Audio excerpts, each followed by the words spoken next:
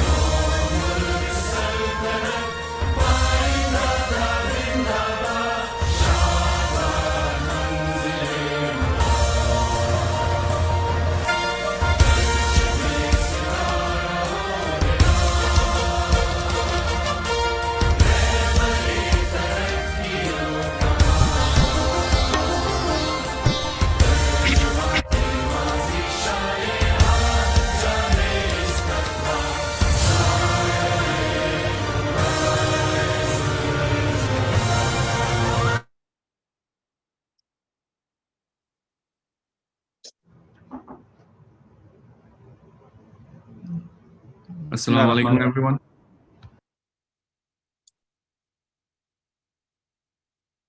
Dr. Siddiqui, you want to say something? No. We're just going to invite Mr. Javed Siddiqui for the Quran recitation. Okay. Yes, we'll go ahead, please. Inshallah.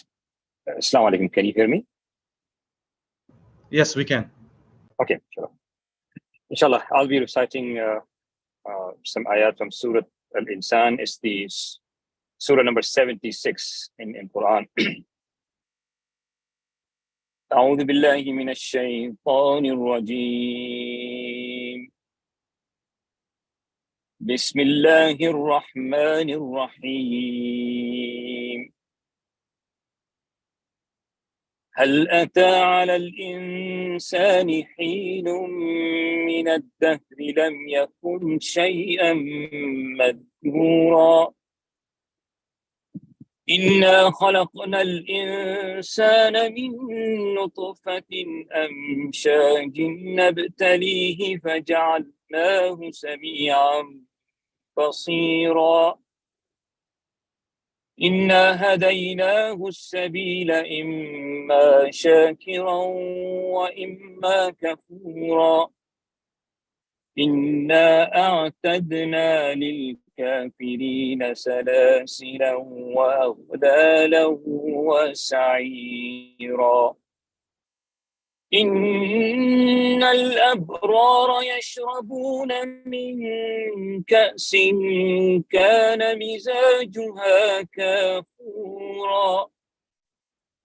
عينا يشرب بها عباد الله يفجرونها تفجيرا.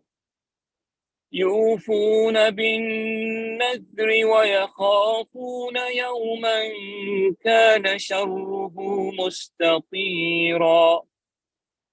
ويطعمون الطعام على حبه مسكينا ويتيما وأسيرا.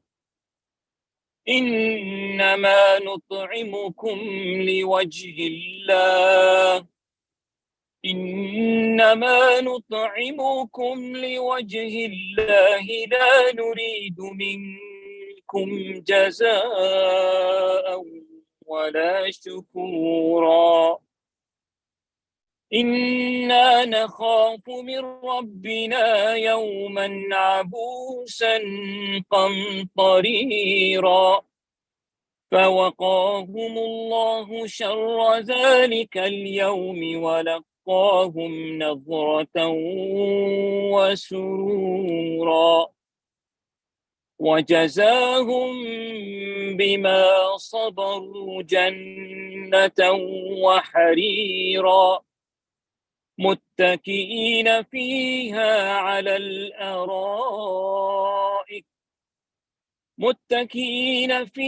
على الأرائك لا يرون فيها شمسا ولا زمهريرا.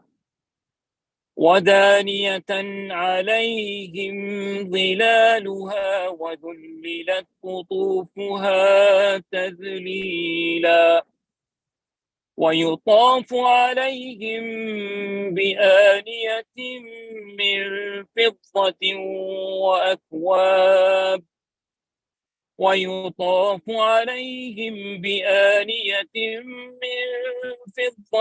وأكواب كانت قوارير من فضة قدروها تقديرا. ويسقون فيها كأسا كان مزاجها زنجبيلا.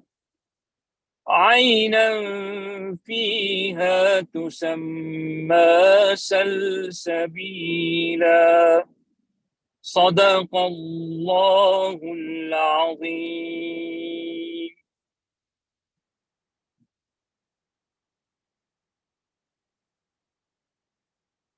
جزاكم الله خير.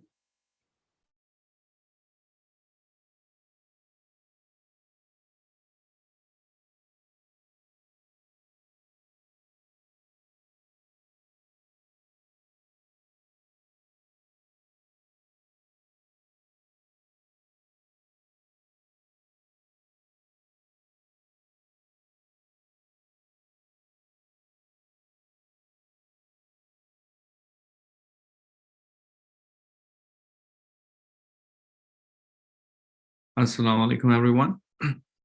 On behalf of Giving Back to Pharmacy in Pakistan, GBTPP, I, Associate Professor Usman Iqbal, and Dr. Mehreen Muzammil, as chair and co-chair of this conference, would like to extend a warm welcome to all of you to our 4th International Innovation in Pharmacy Conference held on September 15. Yesterday, we had workshops, and 16, 2023.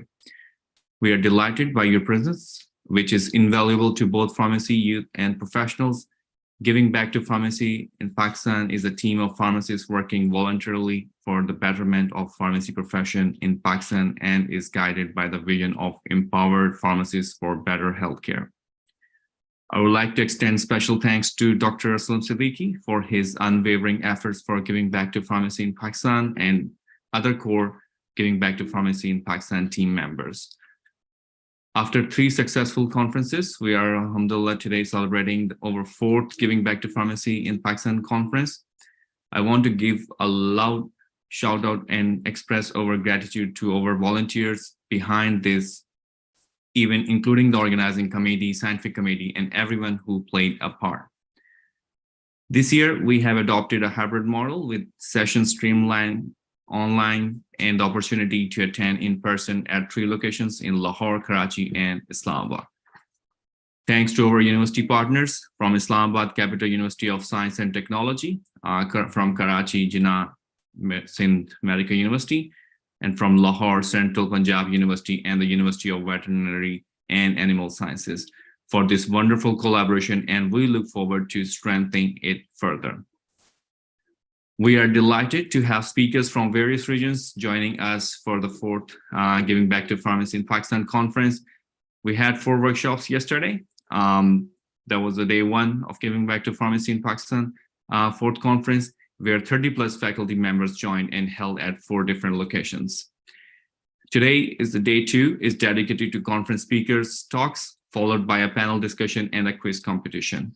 You will hear from 18 speakers on different topics, covering all perspectives of the pharmacy profession, including 10 speakers with 20 minutes each and 8 speakers with 7 minutes each.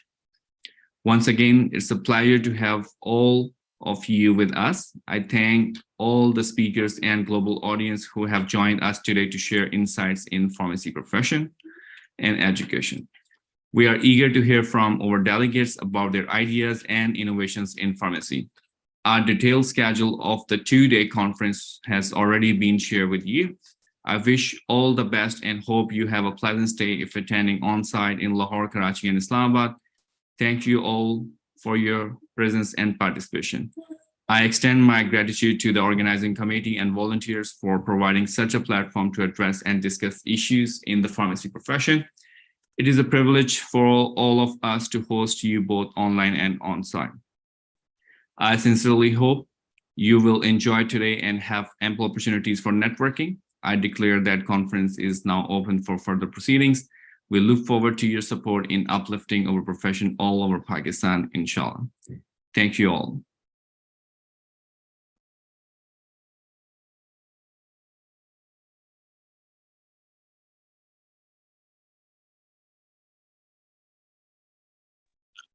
Thank you so much, Dr. Usman. It's me, Saad Abdullah, moderator of this session. Our today's speaker for this session is Dr. Syed Wasif Gilani. He is chairperson and associate professor at Gulf Medical University, Ajman, UAE. He did his PhD from University Science Malaysia. Sir, we are very thankful that you are with us, and his topic of presentation is Navigating Treatment Pathways, Clinical Guidelines Every Pharmacist Should Know. Sir, over to you, Dr. Syed Wasif Gilani. Thank you very much, Saad. It was nice back to this platform. And I'm always appreciated with this Giving Back to Pharmacy Association, and especially Dr. Siddiqui, for providing such opportunities to all the academicians across the globe and sharing ideas with the young minds and young pharmacists in Pakistan. Our purpose is again to share the best practices with the pharmacists across different countries, especially with Pakistan and develop the profession in our region. So our pharmacists can compete with the international audience and international workforce. Before further delay, I'm going to start with my topic of presentation today. I'm going to talk about navigating treatment pathways, mainly key clinical guidelines every pharmacist should know. And I'm going to highlight few things here. What are the advances? What are the things? Again, every pharmacist should know. I have no financial relationship to disclose with giving back to Pakistan, and also I will not discuss off-label use of drugs or interventional investigational use in this presentation. So let's begin with my basic understanding that I want to inform to all the pharmacists that being a pharmacist, there are several services that we performed in our daily life, like drug information services, pharmacovigilance, monitoring of adverse drug reactions. New treatment guidelines come up every day with the American associations or WHO or any other authority. We are always been visiting our patients at the bedside. So, and if I believe that we have almost 60 to 70% of our patients are geriatric patients, that maybe have a polypharmacy is a key concern there. And we need to see the comparative treatments. We need to see drug interactions. Sometimes certain conditions, specifically when you are dealing with physicians or surgeons, they come up with a specific question: can I use this drug in this condition against this another drug? So this will become your focused clinical question. And then how you are going to address this focused clinical questions, what resources you need to see, and you need to go and find the answer. Then you need to look into certain type of drug and drug interactions with the repositories, very specifically drug and IV compatibilities. As you know that in ICU or in critical care, we normally dealing with fluids. We are dealing with certain drug and IV compatibility issues. And as our daily life practices, all the pharmacists are preparing pharmaceutical care plans in our clinical practice.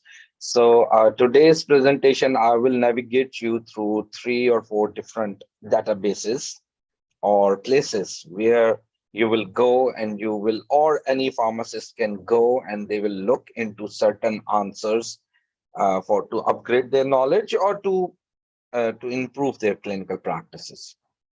So first of them is a very important database that we are regularly using here to train our pharmacists and teach our PharmD students very clearly, is UpToDate database. UpToDate database is kind of a preliminary database. It has limited things, but it is easy to use.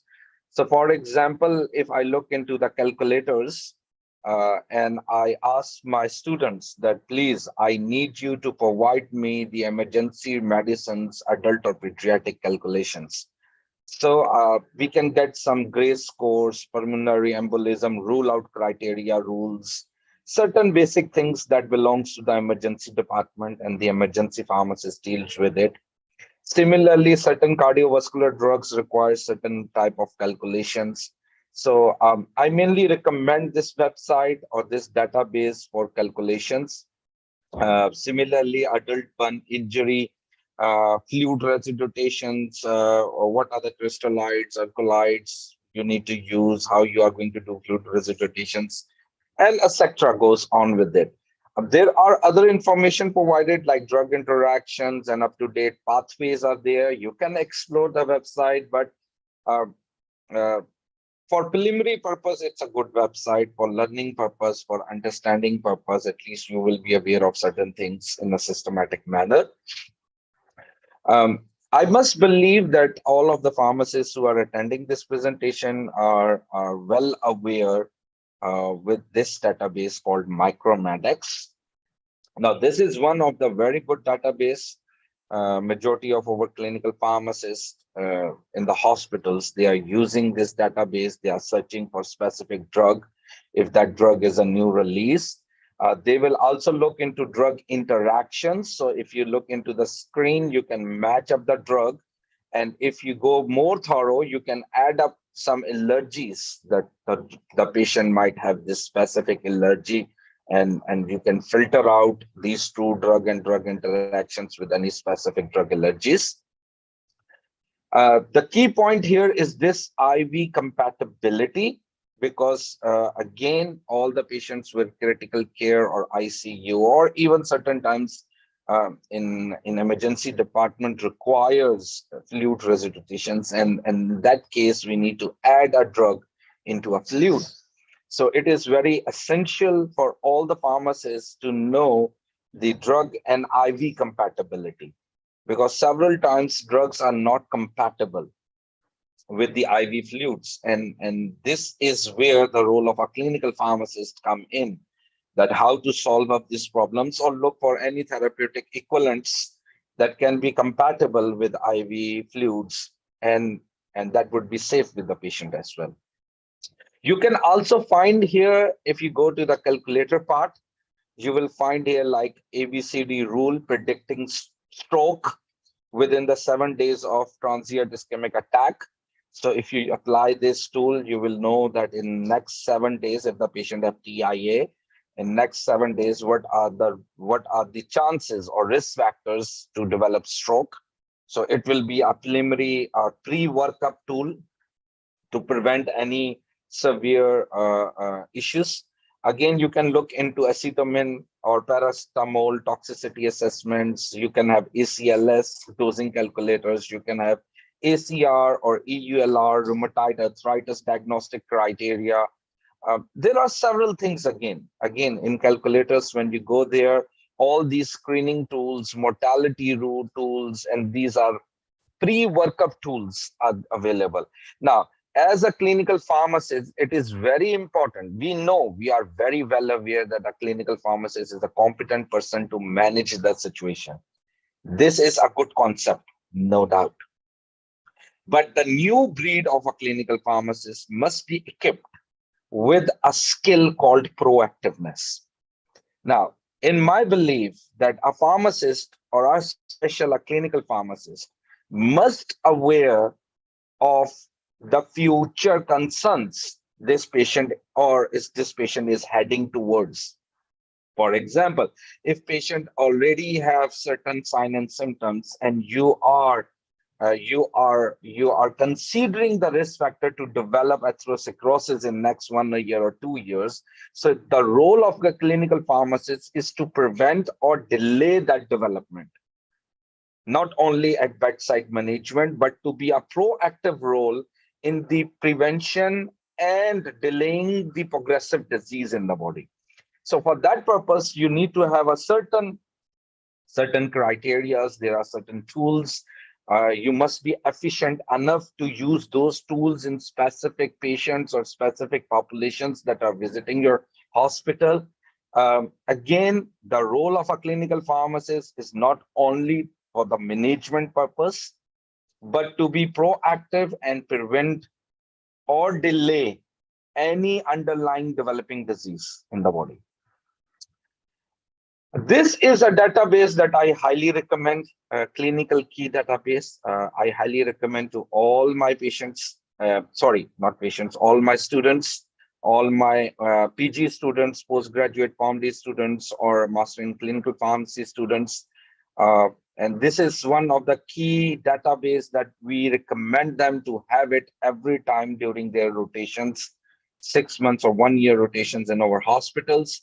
Why? Because in this database is actually designed not only for pharmacists, but this database has been designed for a interprofessional practice. So you will find here the medical doctors, they are coming here and discussing the things from this website, this database. You will find nurses to come here and look into certain resources and information. I will show you few things here, but if you go through to this clinical key database, you will find several things that will help you out in your daily clinical side practice. So for example, if I click on the guidelines, I will see the latest clinical guidelines being available from American associations, Canadian associations, or ESH guidelines. There are several guidelines that you can find.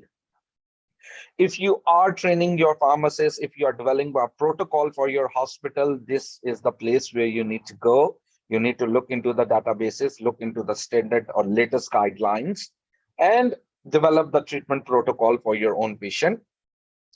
If I need to look into the patient education section, so patient education section, they are also providing certain statements like 10 things that you can do to manage your COVID-19 symptoms at home, 14 tips for patients using OTC medication for their children. Like in this point of view, there are 10 or 15 statements approved by WHO or CDC. And then you can use these tips or guidelines for the development of patient information in leaflet, or you can use these guidelines for maybe the initial counseling or discharge counseling of the patient. So these are the important stuffs that you really need to explain and you need to inform to the people. This database, TRIP database, I highly recommend for those people who are mainly in evidence-based practice. TRIP database is a very smart tool, and this tool is not tool, it's a database. It helps you to answer your research, very focused research question using or it is very useful for those people who are mainly on evidence-based practice rather than guideline-oriented people. And especially if you are working in one of your drug information centers, then every day you will receive certain queries. Now, these queries definitely requires you to go through with the latest evidence and come up with the answer. So for example, I select the PICO and I put here type 2 diabetes mellitus. I just want to compare linagliptin with metformin on the rate of mortality, that which one is better in terms of reduction in mortality. So it comes up with something like this, and it gave me around 71 studies. These studies are not just normal studies. If you look into this pyramid here, so this study is showing the top head green. It means it is the top, it's the highest level of evidence you will find. And this study has given you certain benefits, details. This study, if you look at it, is USA guideline, and this is the TRIP score. TRIP score is more towards evidence-based. If it is towards the green side, this arrow in the middle, it means it is more of evidence-based. There are a good amount of randomized controlled trials and good amount of meta-analysis to answer this claim. And if it goes back here, it means it is more of narrative nowadays, and we need more meta-analysis and we need more details on this. On your left corner, you will find all the other details, like how many secondary data resources you have, how many systematic reviews you have, what are the guidelines, which country guidelines in your research, in this search. You will find Australian, New Zealand guideline, Canadian guideline, UK guideline, US guideline, European guideline, and other places as well. So this database is very good. You can go to this database. You can write down in the PICO your very specific question that you are intended to answer, and it will come up with the latest research articles, and it will give you a TRIP score. That TRIP score actually tells you that your evidence is narrative-based or evidence-based. Except this, there is a clinical trial database. I will really recommend all the clinical pharmacists who are planning to do the research in your areas, please go through with this website, search the title you are planning to work with, so at least you can get an idea that how many people in the world are working on these things. And maybe you will get certain studies who will give you certain literature gap from this website. I want to show you here that normally we look into FDA website for certain release of new drugs, but this is a place where you will go for health professionals. And under this health professionals, there are training sessions. They called it Center for Drug Evaluation Research. And they give free trainings to all the clinical pharmacists all around the world. It's a free CME training programs. I think they have the upcoming trainings in September 13, 14, 26, and then 28 and onwards. It's keep going on. All of you, I really recommend, and I choose very specific 1 or 2 of these trainings with my my faculty members to have their CPDs, professional developments, over months, or maybe once in a month. They have to select, or we need to look what are the requirements in our system, what are the weaknesses, and then we will select from here, and we will recommend to all the faculty members and to our PG students and even our clinical preceptors to take these courses. These are really important courses, and it will help all the clinical pharmacists across the world. For example, if you are a student and you don't have access, unfortunately, if universities don't have access to these databases, if you don't have access to these databases, then what you can do, you can directly go to that specific American Diabetic Association, for example, and you will find the press releases of recent standard care document. I am quoting here 3 diseases: diabetes, cardiology, and kidney. So if in cardiology, you can go to the American College of Cardiology website. You will find here the latest chronic coronary disease guidelines, aortic disease, heart failure. Even their old guidelines will also be there. You can look into competence and training statements. You can look into performance measures. You can go to National Kidney Foundations. If you click on the guidelines and commentaries in the end, you will come up with this page, and this page have acute kidney injury guidelines, anemia with diabetes, a cardiovascular in CKD, and bone metabolism in CKD. All these things will come up. Quality measure workup is there, guideline development procedures. All these things will help you as a clinical pharmacist and to improve your clinical practices at your place. So I hope I did not delay the time. Please, any further questions? I hope I can give you a little time here. Thank you so much for your time, sir. It was very valuable for us to learn directly from you. And due to time, we will proceed further. And inshallah, if we have questions, we will forward it to you. Thank you so much. Sure. Sure. Thank you very much. Have a nice day and best wishes. Take care. Thank you. I'll hand it over to Ms. Arisha.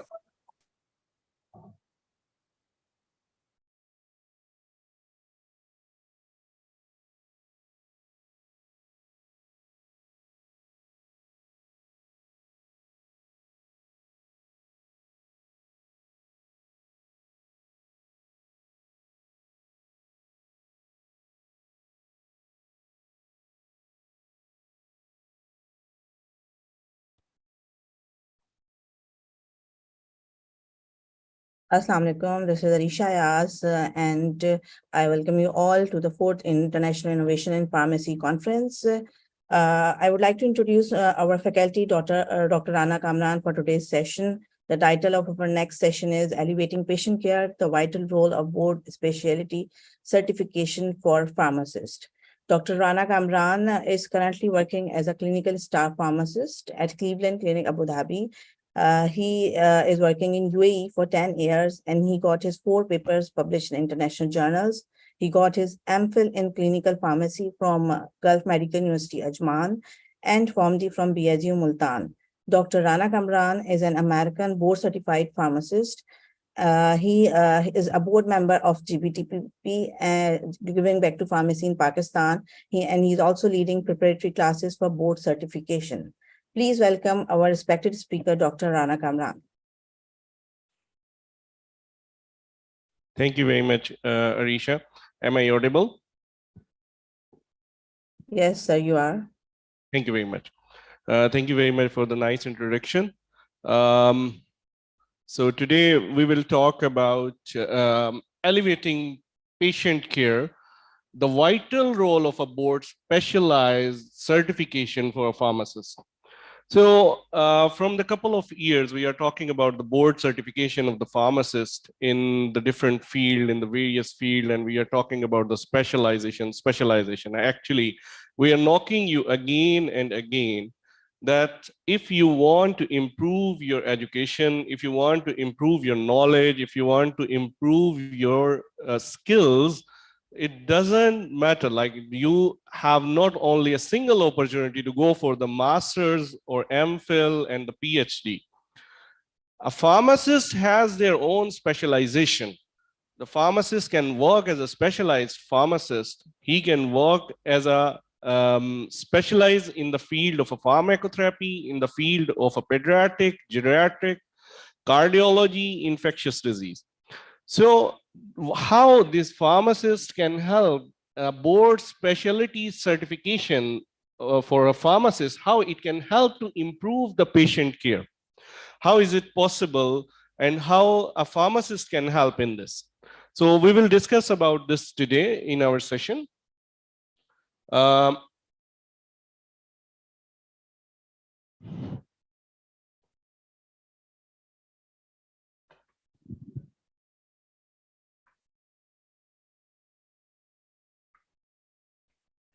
Okay, this is my disclosure. I have no financial relationship to disclose, and I will not discuss off-label use.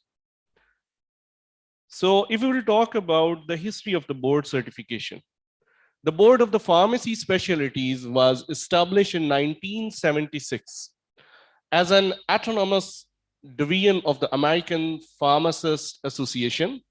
What was the mission of the board certification? Actually, the mission is the patient care. They really want to elevate the patient care. They want to improve the patient care through the board certification. So this is the same vision of giving back to pharmacy in Pakistan. That's why we are talking about the board certification. We have no financial or we have no interest in the board certification particularly, but why we are talking? Because their mission is as similar to our vision. So our vision is same. We have to improve the patient care. You are a pharmacist, like you are the person who is involved in the patient care. So if you are board certified, you can help your patient better than a pharmacist who is not a board certified or who don't know about the guidelines or the other things. How is it? We will discuss it later. So the board certification through the BPS has become recognized as a gold standard. This is the gold standard. If you are board certified in a specialty of a cardiology, then it is accepted that you are specialized in this field. I would like to tell you that recently in UAE, they have announced a new categories of a pharmacist. Before they have only pharmacist 1 and pharmacist 2, but recently they have announced the post of a clinical pharmacist. And after clinical pharmacist and other specialty, they have announced a specialized pharmacist. The specialized pharmacist, if you want to register in the UAE, then you must have a board certification. Then you will go for an exam there, and then you will pass, and you can work as a specialized pharmacist. So if your specialty is in infectious disease, then you can work as an infectious disease pharmacist. If your specialty is in cardiology, same like that. So through the rigorous standards mandated by the BPS board certification and recertification, the BPS board certified pharmacists stand out as the most qualified to accept today's expanding professional expectation. BPS currently recognize more than 58,800 pharmacists in the 14 specialties. 14 specialties are there. If we will see the graph, in 2002, there are even less than 4,000 board certified pharmacists were available all over the world. And now, till date, July 2023, we have 58,800 pharmacists, and they are increasing their number.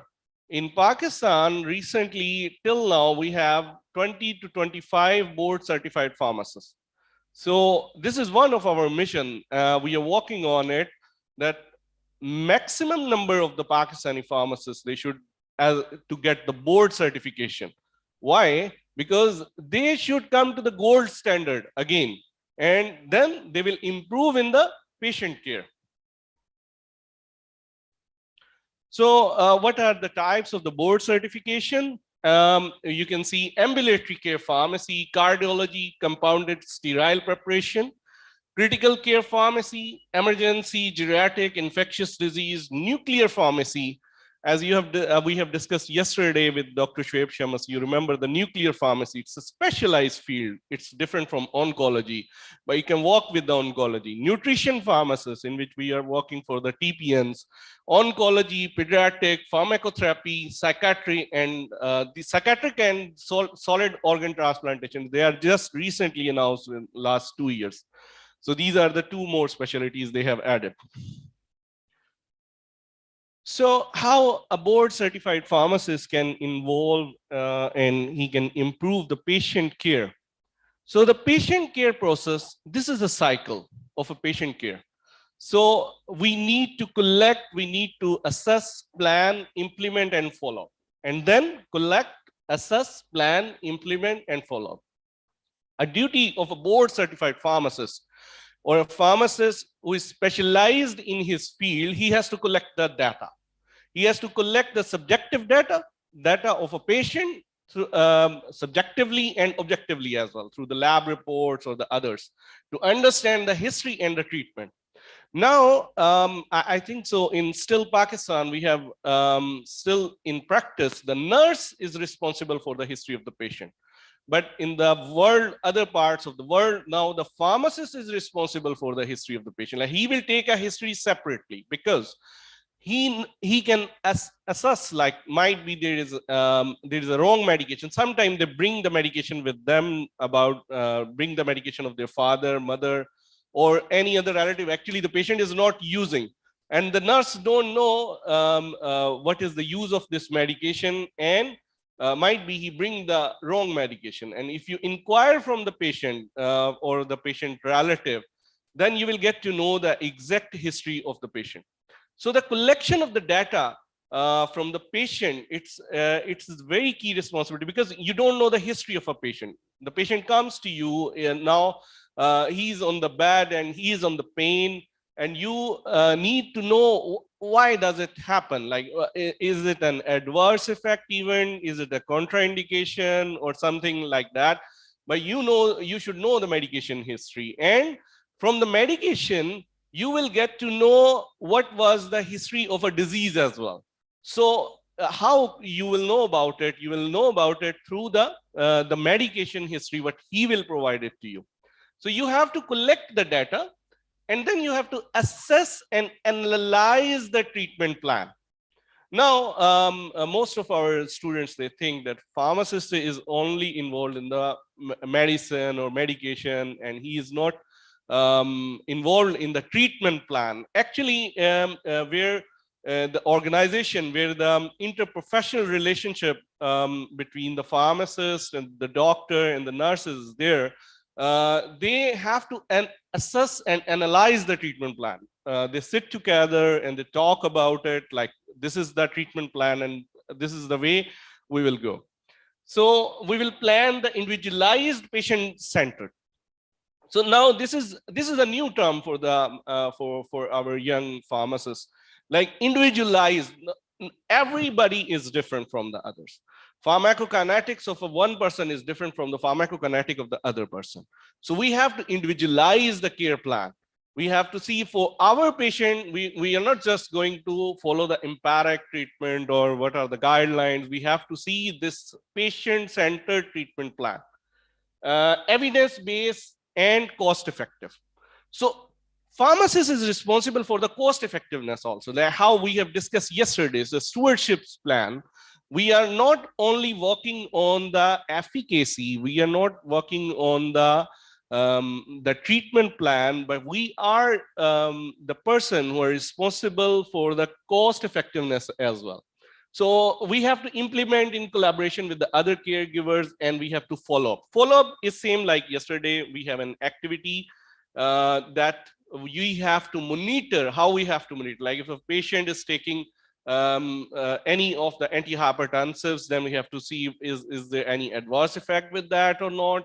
If a patient is taking warfarin, then we have to check the INR, we have to follow up with the patient. And if still the patient need the treatment, then we will come back to our circle: collect, assess, plan, implement. So this is how a specialized pharmacist can work in his field.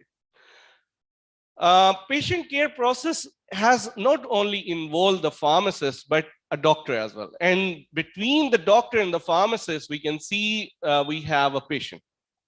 The patient is always in between both of them. So the cooperation between the patient and the pharmacist, and the cooperation between the doctor and the patient, it will develop a relationship. So it will develop an ease to assess, and then you will implement. Like, for example, if a patient comes to you with a medication plan or a prescription, and you don't know about his treatment plan, you cannot counsel the patient as good as if you know about the treatment plan.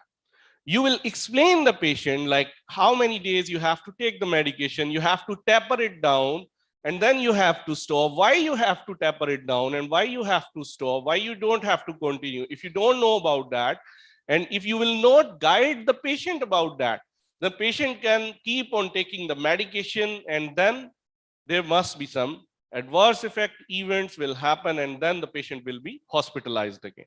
So this is very important, and it will develop a patient trust on the pharmacist as well.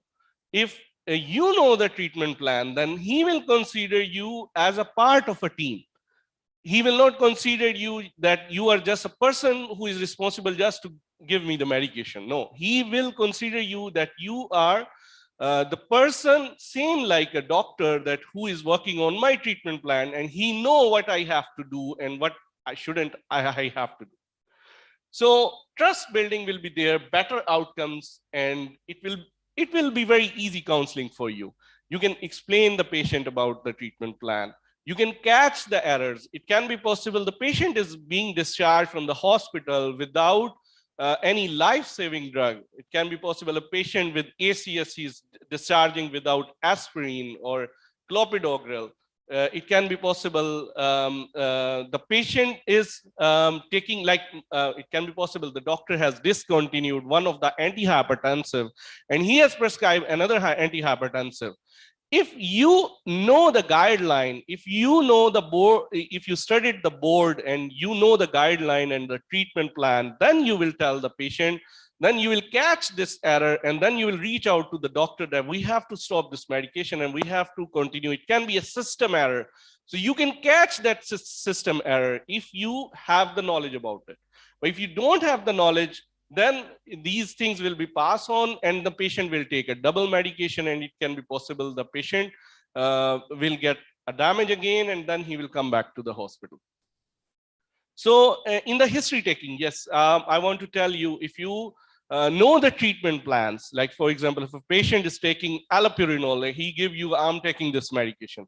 So you should know for what reason it is being used. So if you know the guidelines, if you know, is it 100 milligram or 300, is there any history of reports, can be possible he bring this medication by mistake, or he's confused with the look-alike and sound-alike medication, and there is another blue color packet is there and he bring it with him. So in the history taking, it will help you. So all over this way, the pharmacist and the doctor and the nurses as well, all you are involved in the patient care. If we will talk about the medication management, there is one study for the medication management. I will just want to share with you the result.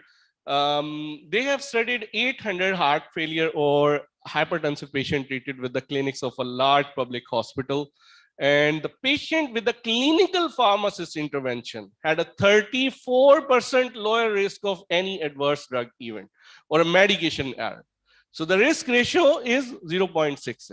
It's 34% lower risk as compared to the pharmacist where there is no clinical pharmacist. So you can imagine we are talking about just a very simple antihypertensive medication. We're not talking about the complex dosing. We're not talking about the stewardship. We're not talking about MICs, we are not talking about the oncology medication, we're just talking about the very simple antihypertensive drugs. So preventable adverse drug effect and potential drug adverse drug effect on the medication are compared with the control patient treated in the same thing. So that's how the pharmacist is involved in the patient medication management. So if you have a knowledge, if you have the skills that comes through the board certification, it will help you to manage the medication of the patient. Adherence and compliance. If you are well equipped with the knowledge and the skills, it will help you to help your patient to adhere to the medication, treatment plan, and compliance as well. So a systematic review of 12 randomized trial of a clinical pharmacist impact on the heart failure patient show benefit with a reduced rate of all-cause hospitalization and heart failure hospitalization. The risk ratios are already written there. Inpatient acute care. Clinical pharmacists on a medical inpatient acute care terms has been shown to reduce preventable adverse event by 78%. 78%. That's what I was saying. We're talking about only antihypertensives. So if we will talk about acute care, inpatient acute care, it really affects the drug adverse drug events by 78%.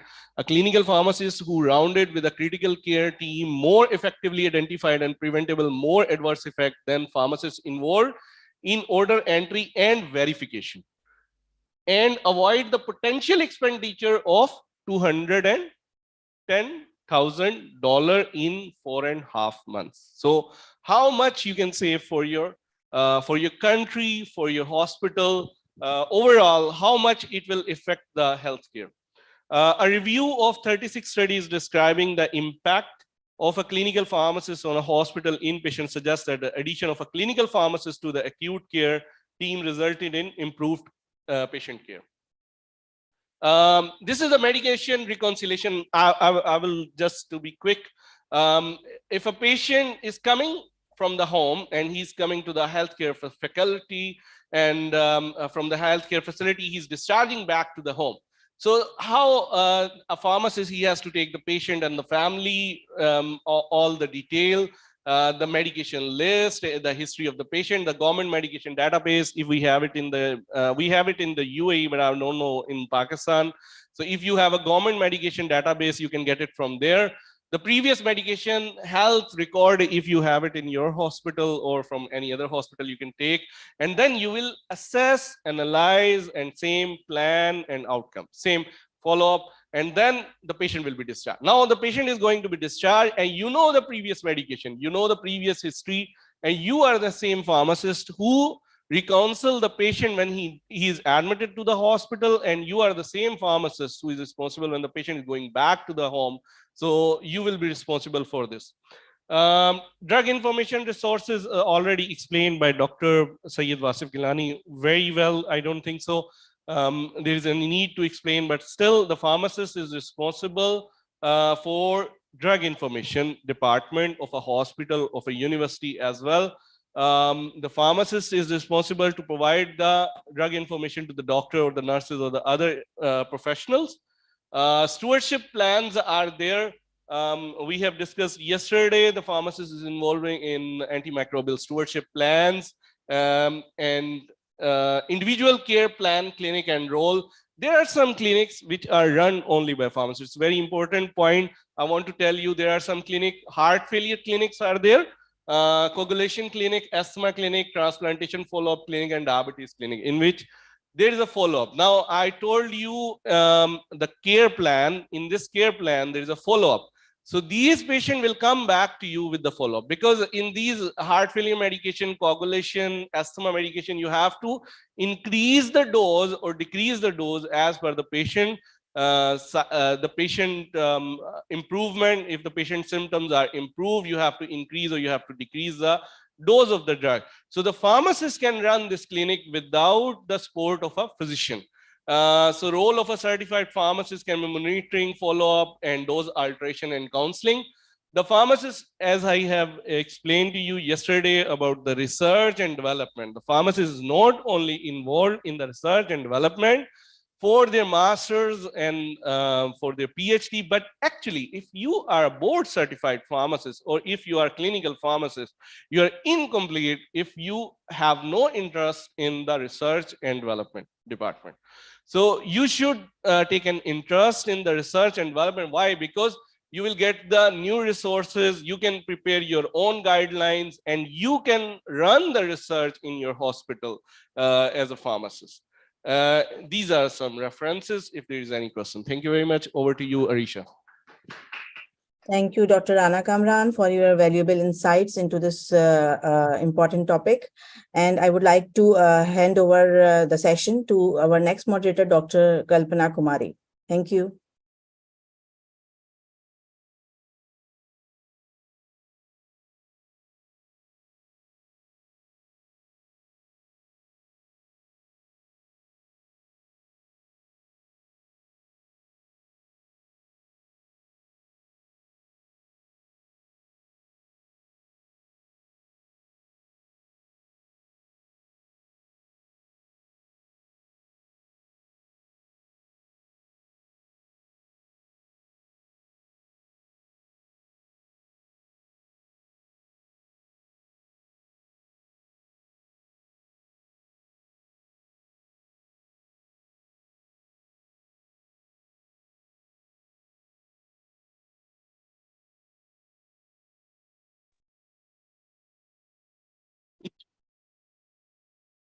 Good morning, everyone. I hope I'm audible now. This is Kalpana Kumari. I'll be moderating this session by giving back to pharmacy in Pakistan, and I welcome you all to the 4th International Innovation in Pharmacy Conference. The title of our next session is Protecting Patients from Harm Through Renal Dose Adjustments. Let me introduce our faculty. For this session, we have Dr. Huba Gulzar, who is currently a resident pharmacist at Shifa International Hospital since December 2022 and has worked in diversified departments, including IPD, OPD, clinical pharmacy, and in leadership and management. She has also worked at 2 different industries as a warehouse pharmacist and got the Excellence Award as Best Performer. Dr. Huba graduated from the University of Lahore with first position and was awarded with a gold medal in 2022. Please welcome Dr. Huba Gulzar.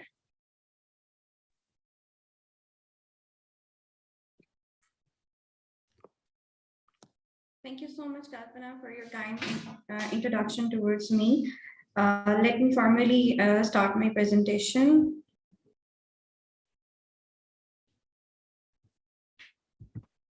Can we kindly also have your video on as well?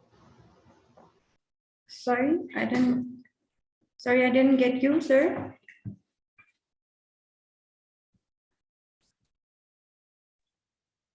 It's all good. Dr. Huba, you can continue. Okay. Shall I start? Am I audible to everyone? Yes, ma'am, you're perfectly audible.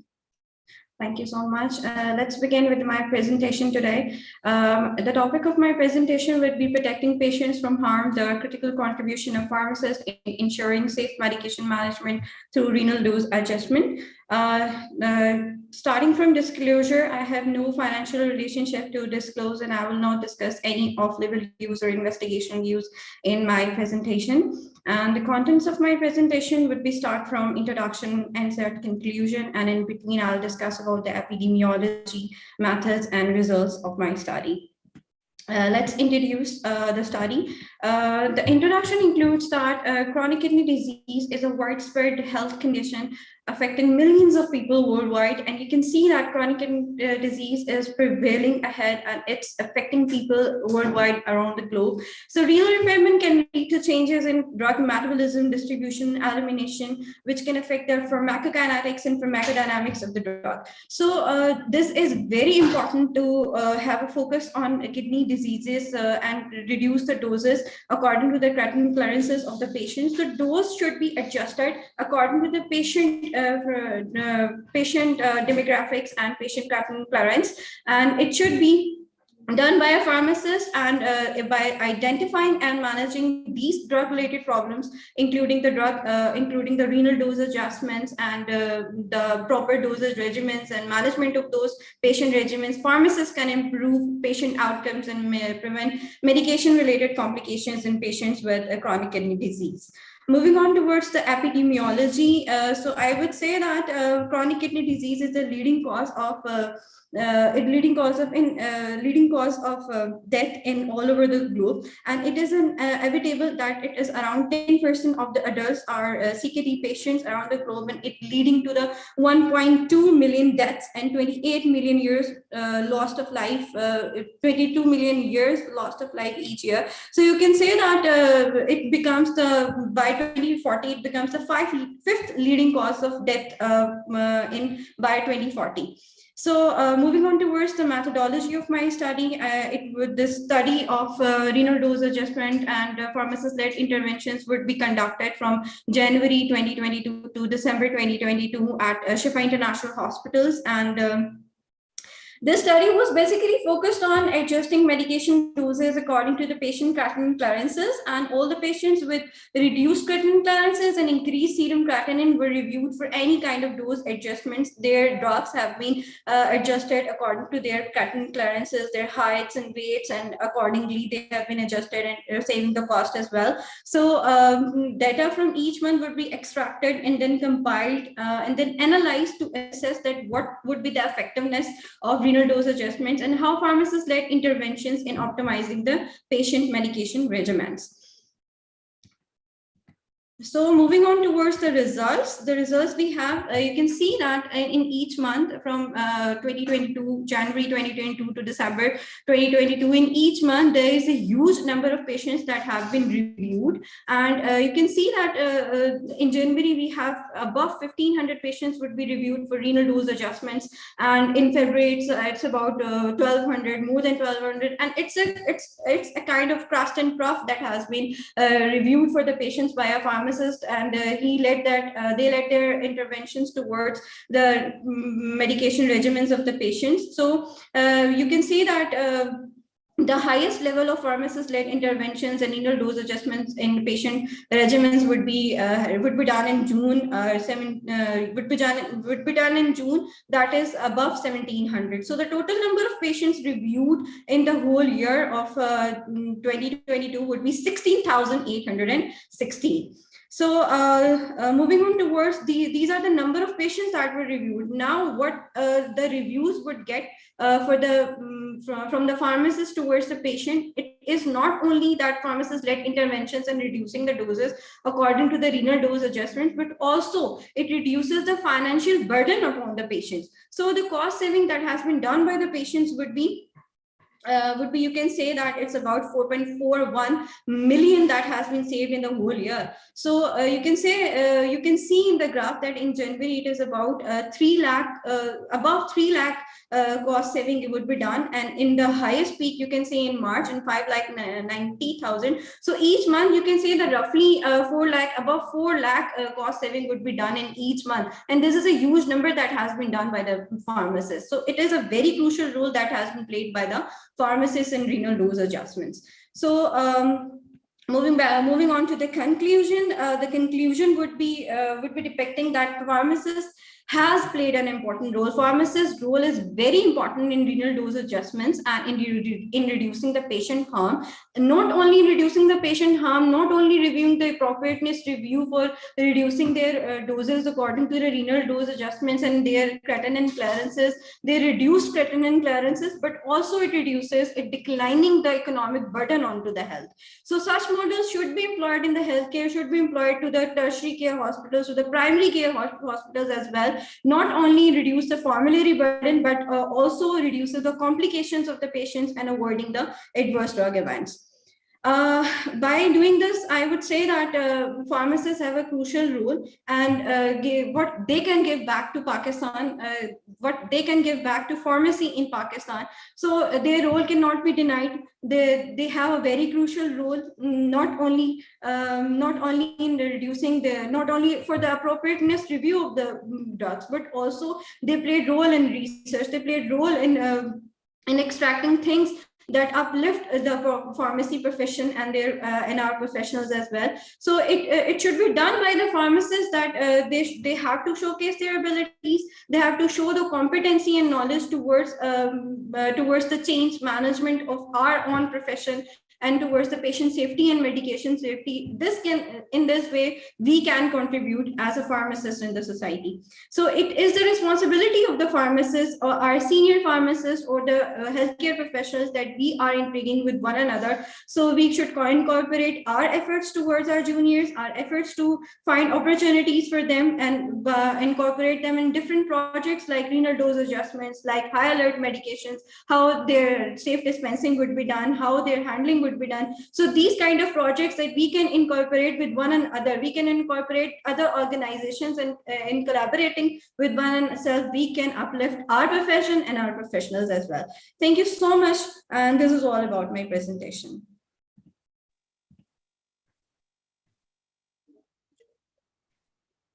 Thank you so much, ma'am Huba. It was really, really insightful, and I hope audience got something to learn from you. Thank you so much.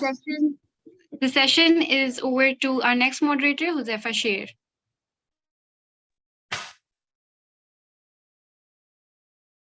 Assalamualaikum. I, Huzaifa Sher, welcome you all to the 4th International Innovation in Pharmacy Conference. The title of our next session is Enhancing Patient Outcomes, Takeaways from the Stanford Antibiotic Stewardship Training Program. Let me introduce our faculty. For this session, we have Dr. Zara Hashmi. She is a clinical pharmacist and currently working as a surgical services preceptor of ASHP residency program. She has completed her PharmD in 2019. As a gold medalist, she has done her postgraduate one-year ASHP residency from Shaukat Khanum Memorial Cancer Hospital. Please welcome Dr. Zara Hashmi.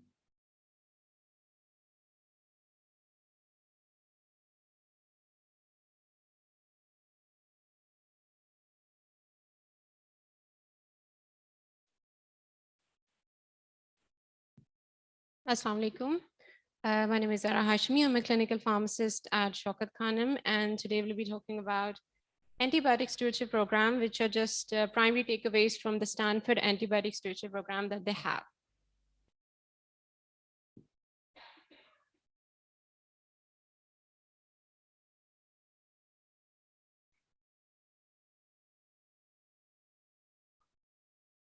Right, so starting over the definition, what is the stewardship program? It refers to coordinated interventions that are designed to improve and measure the appropriate use of antimicrobial agents by promoting the selection of the optimal antibiotic drug regimens, including dosing duration and route of administration. So the major objectives are to achieve best clinical outcomes related to antimicrobial use while minimizing toxicity and adverse events. They were limiting the selective pressure on bacterial population that drives the emergence of resistant antimicrobial strains. It may also reduce excessive costs related to suboptimal antimicrobial use. So antibiotics are the most frequently prescribed classes of drugs, and estimated that 50% of those prescribed either in inpatient and outpatient are actually inappropriate. So what does the term inappropriate means? It means that it can be inappropriate because of an absence of an indication or of a legitimate prophylaxis reason, or as a result of the violation of one of the following Ds you can see. It can be inappropriate drug, the dose, delivery, de-escalation hasn't been done properly, or the duration of therapy. And inappropriate use is associated with poor patient outcomes, including adverse drug reactions, organ toxicity, superinfection, for instance, due to Clostridium difficile, selection of antibiotics resistance, and in critical care patients, increased mortality. It also results in excess costs, not only drug acquisition costs, but costs accruing from the management of complications, prolonged hospital stays, and costs associated with the emergence of antibiotic resistance. So the stewardship program has been designed to basically optimize the antibiotic use, reduce infections with resistant pathogens, reduce the length of hospital stay, and reduced acquisition costs. These are the tactics that we mostly employ in any kind of antimicrobial stewardship program in hospitals, which is clinician education, formulary optimization, restrictions on antibiotic use, prospective audits with intervention and feedback, optimization of dosing administration, streamlining, de-escalation, elimination of any redundant combination therapy, early switch from IV to PO, appropriate duration of the therapy, and of course, clinical guidelines. Well, penicillin was the first antibiotics that was introduced, and it's proved to be life-saving for pneumonia that was caused by Streptococcus pneumonia. But it was in December 11th, 1985, that the lower lecturer, Alexander Fleming, warned of the danger of bacteria becoming resistant to penicillin as a result of its misuse. In fact, the resistance from antibiotics occurs with or without misuse, is actually the result of selective pressure that is exerted on the bacterial ecology by its administration. So basically, resistance is an inevitable phenomenon that we cannot avoid. And it was not until 1967, 2 decades after the penicillin use, that first clinical pneumococcal island was proved to be resistant. And it became pandemic in hospitals in the early 1950s. Currently, 90% of both hospital and community strains are actually penicillin resistant.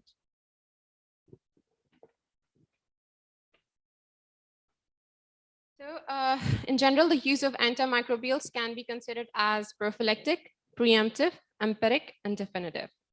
So prophylactic basically means to prevent infections.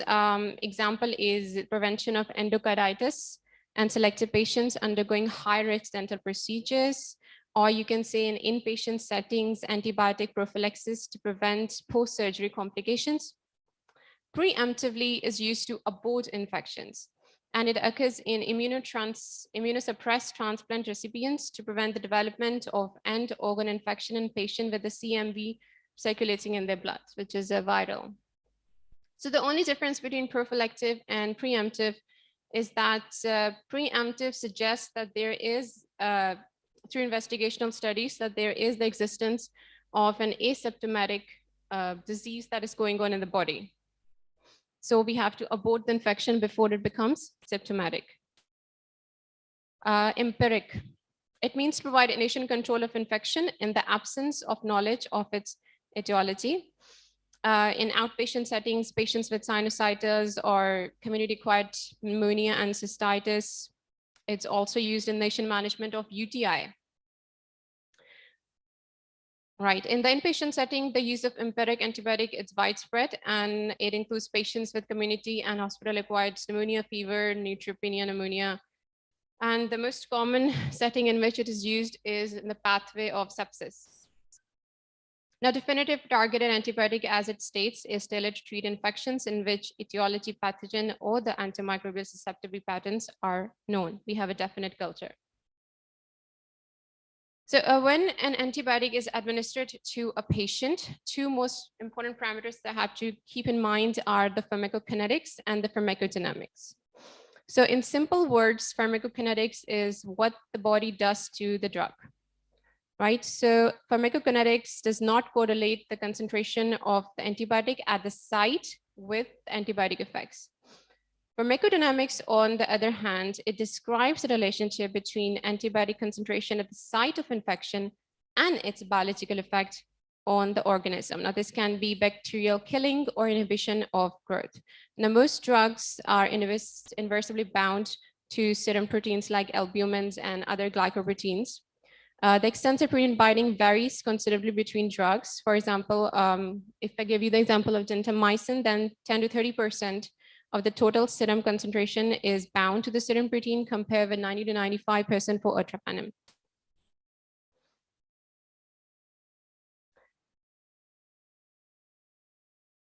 Okay, so the most commonly used pharmacodynamic measure of the antimicrobial activity against pathogen is the MIC and also the MBC.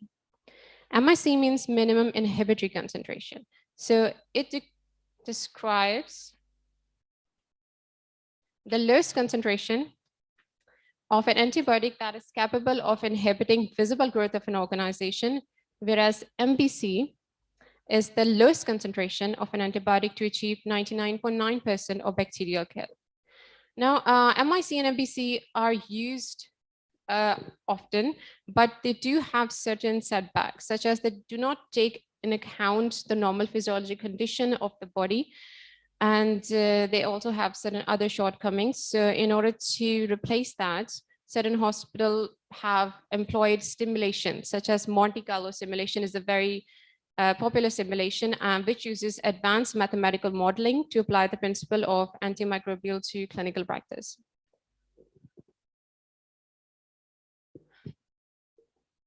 Now, you already know that certain antibiotics are concentration dependent and certain are time dependent killing, which means they demonstrate this kind of behavior, and certain are both concentration and time dependent.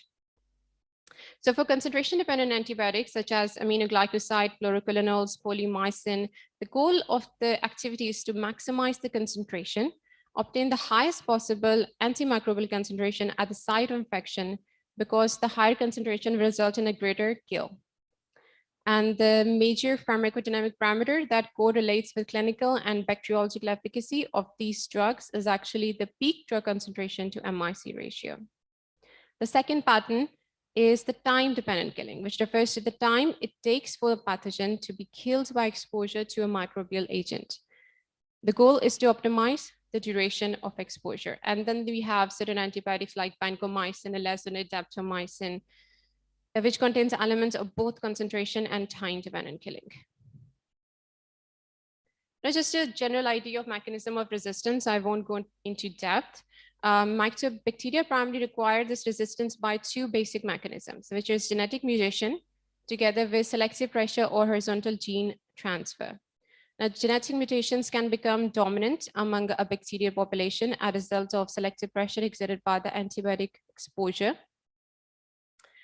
Basically, this means that selective pressure means that the most strongest genes will survive, whereas the weakest one will perish away, which is the normal consequence of evolution. So that will happen no matter what. Where in the case of horizontal gene transfer, here resistance is actually vertically passed to daughter cells, causing a resistant population. They acquire resistance from another microorganisms. Certain examples I can give you, the most common is MRSA, which acquired the MACA gene through horizontal gene transfer, and also VRSA, that is also a consequence of horizontal gene transfer.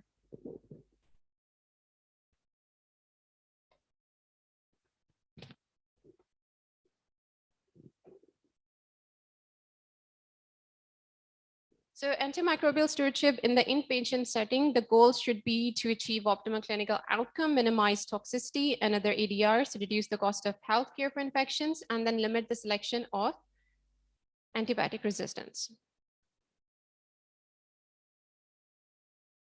Right, the CDC actually provided guidance regarding the essential components of this program. Each program should have a physical leader, preferably with training in infectious disease and specifically antimicrobial stewardship, who is responsible for program outcomes. Each program would also identify a pharmacy leader, which is responsible for working to improve antimicrobial use. Other stakeholders include the laboratory, microbiology laboratory, the quality improvement department, the IT department, and other associated frontline clinicians. So the programs should select interventions that are based on local antibiotic utilization patterns, available resources, and expertise. Effective programs can be financially very self-supporting and improve patient care.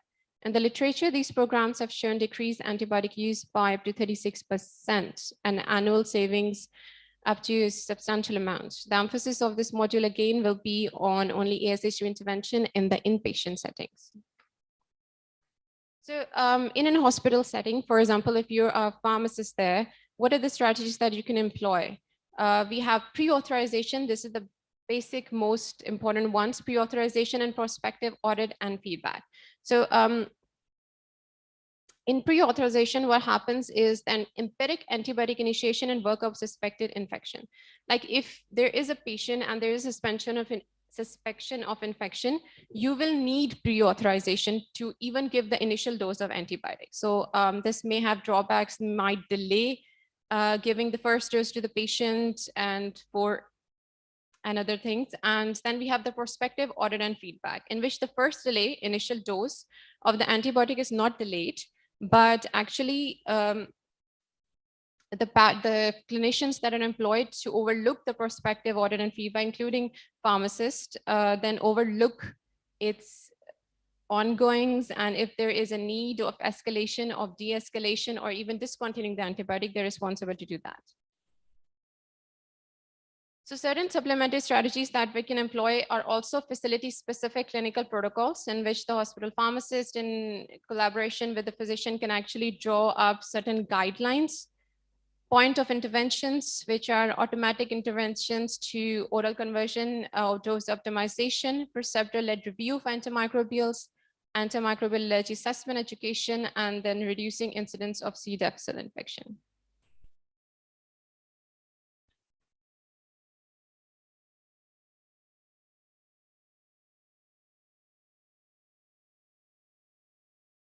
Right, so the need for setting up the program is completed from a clinical perspective.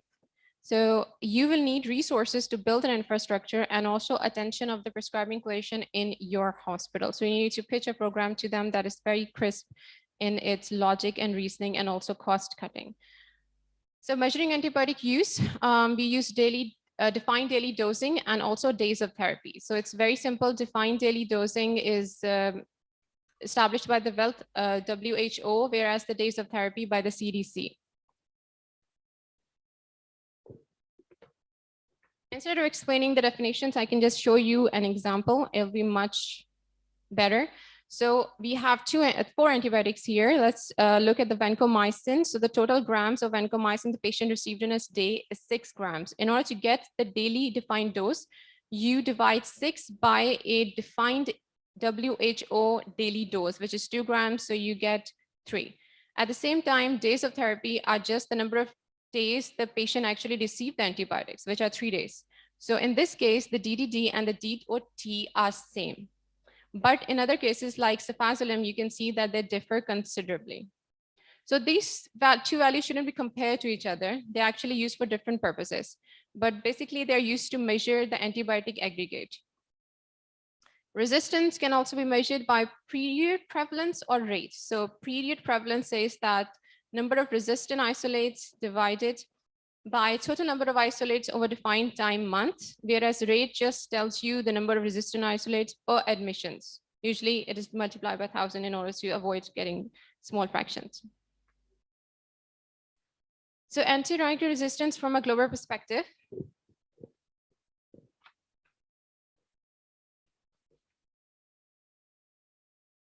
Right, so in May 2016, a review of AMR was published in which it estimated that unless action is taken, that death toll can increase, risking lives like 10 million lives every year by 2015. This means that every 3 seconds a person will die because of a resistant infection.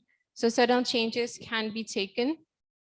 This is a basically global challenge that is taken by the WHO, in which it has made substantial efforts.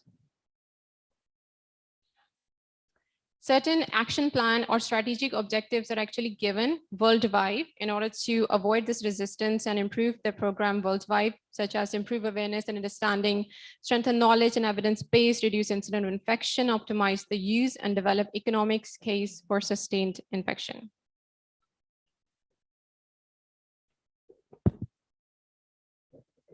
So healthcare professionals need to become antimicrobial stewards who consider not only the individual effects of the prescribing medicine, but also realize the societal impact of the chosen treatment. Everybody has a role to play to help control antimicrobial resistance, or in other words, nobody is exempt from the problem, nor from playing a part in the solution. So that was it. Thank you so much. I had to cut it short because it's time limit.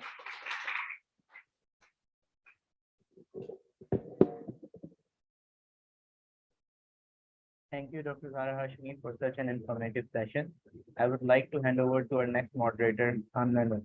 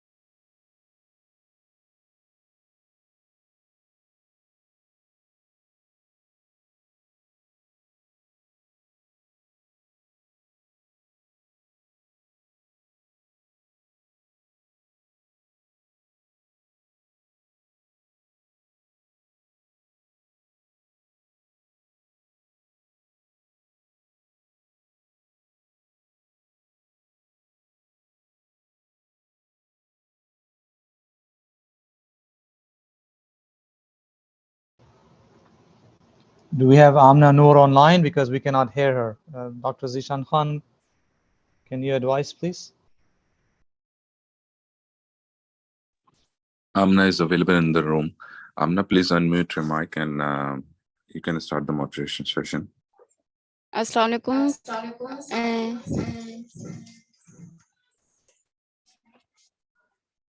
Kindly मुझे UCP room से allow करें.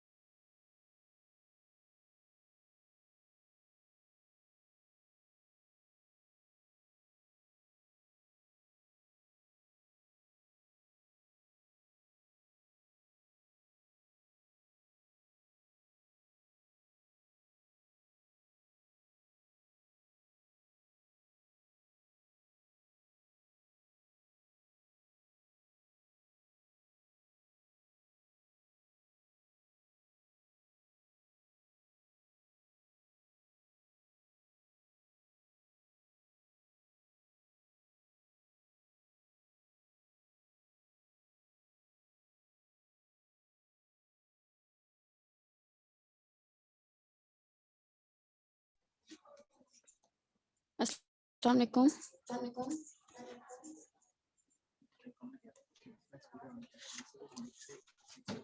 Good morning, everyone. I am Nanur from the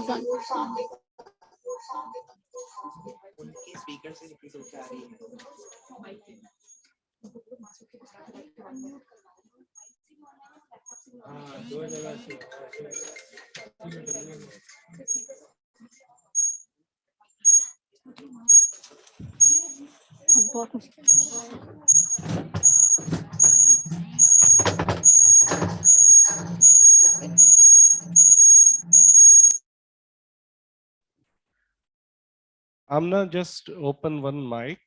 It will avoid the resonance.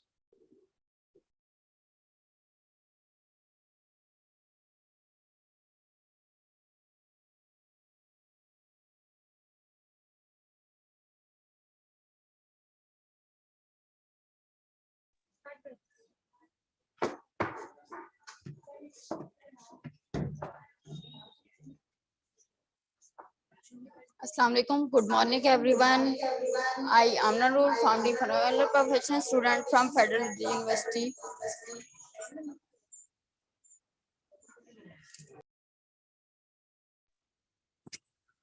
Amna, can you use only one mic? Can you please turn off either your mobile mic or the SMU conference room mic? One of the mics should be on mute or speaker, otherwise you will have echo.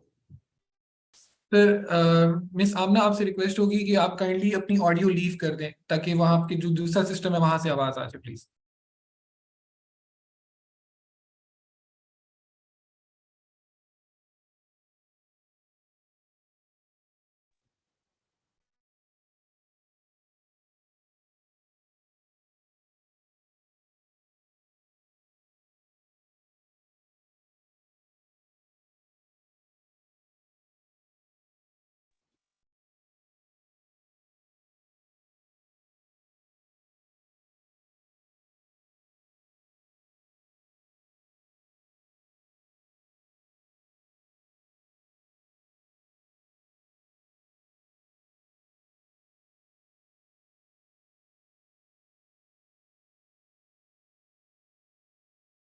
Assalamualaikum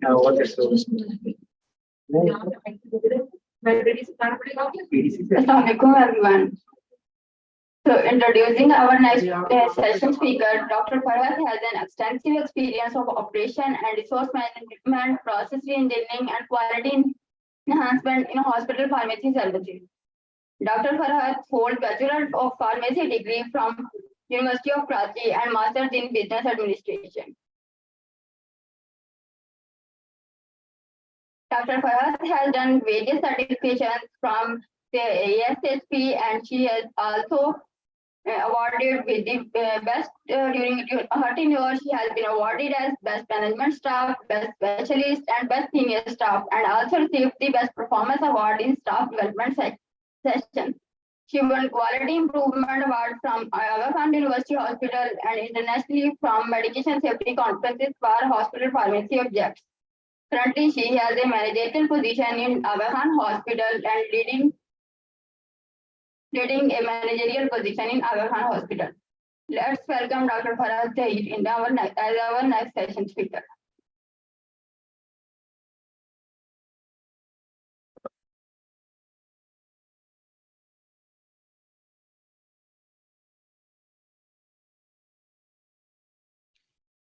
Thank you, Amna. Am I audible? Hello. Yes, ma'am. Can you hear me? Yes, ma'am. Okay, thank you very much. Assalamu alaikum. Dr. Farhat, can you please kindly put it in the slideshow mode? This is not a full screen mode, kindly. Slideshow mode. Okay, okay, fine.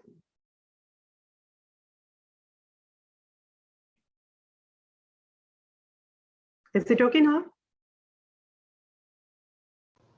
Yes, it is. Okay. So thank you very much for this wonderful introduction, Amna. Assalamu alaikum and good morning, everyone. So it's a great pleasure to talk to you and share my thoughts with you all, with the pharmacist community, through this platform of giving back to pharmacy in Pakistan. And I'm really very grateful to the organizer of this platform for giving me this honor.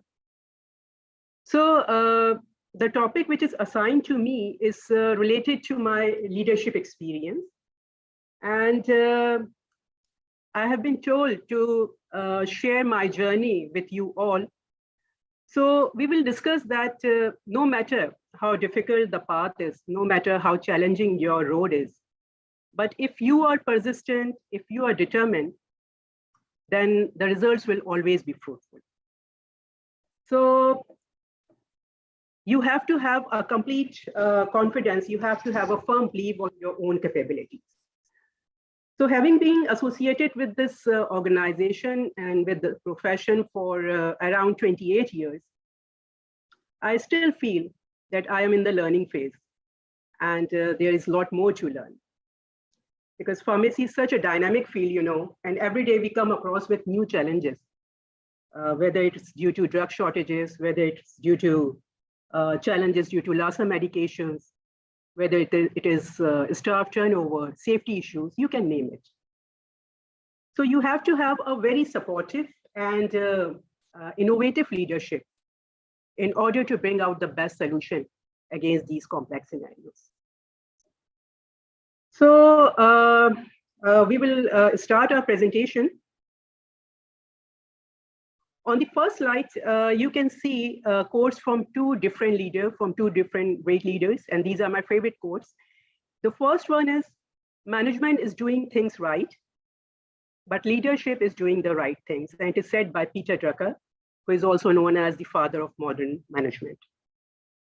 And the second one, it said that if your actions inspire others to dream more, learn more, do more, and become more, then you are a leader.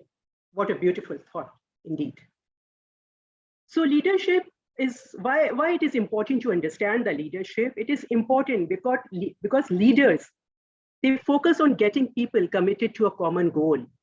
Leadership inspire karti hai. Leadership make impossible possible. And it's only because of leadership that people come together and make things happen. This conference is one of the examples.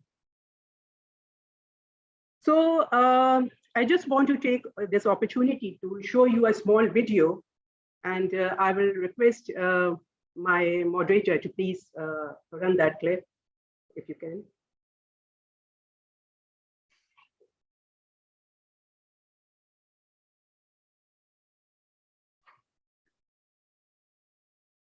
Amna, can we have this video on? I will try to run it. Can you all hear it? Leadership is about inspiring others to believe. Can you hear Yes. it? Yes, we can. And enabling that belief to become reality. Leadership is not about you, but it starts with you. And I was asked during the pandemic if there was one thing, if a team was going out to take the field, what would you say? What is the one piece of advice you give to other leaders? It's quite simple. It's not about you, but it starts with you. To improve others, you have to first improve yourself. You can never improve the organization unless you first look in the mirror, self-awareness, and improve yourself.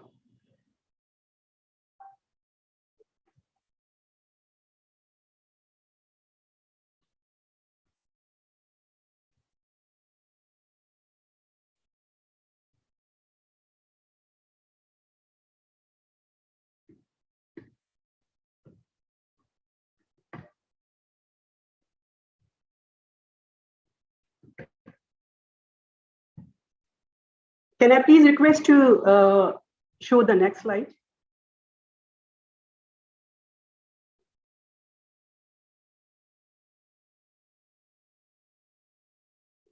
Hello.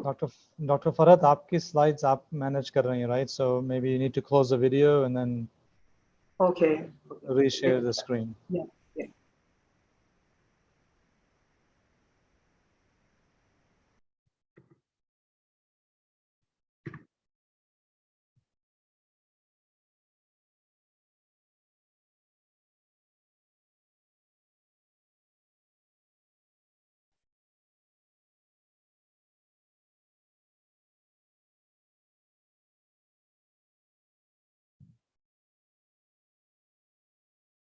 Can you give me a moment so I can adjust to the next slide?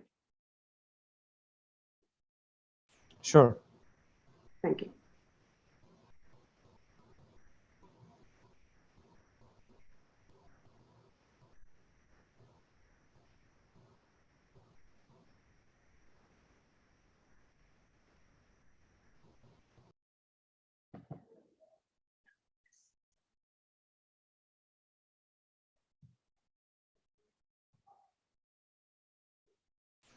So sorry for Just this. please keep it in the interruption. slideshow mode again. Yeah, sure. Farhat. Sure. Yeah.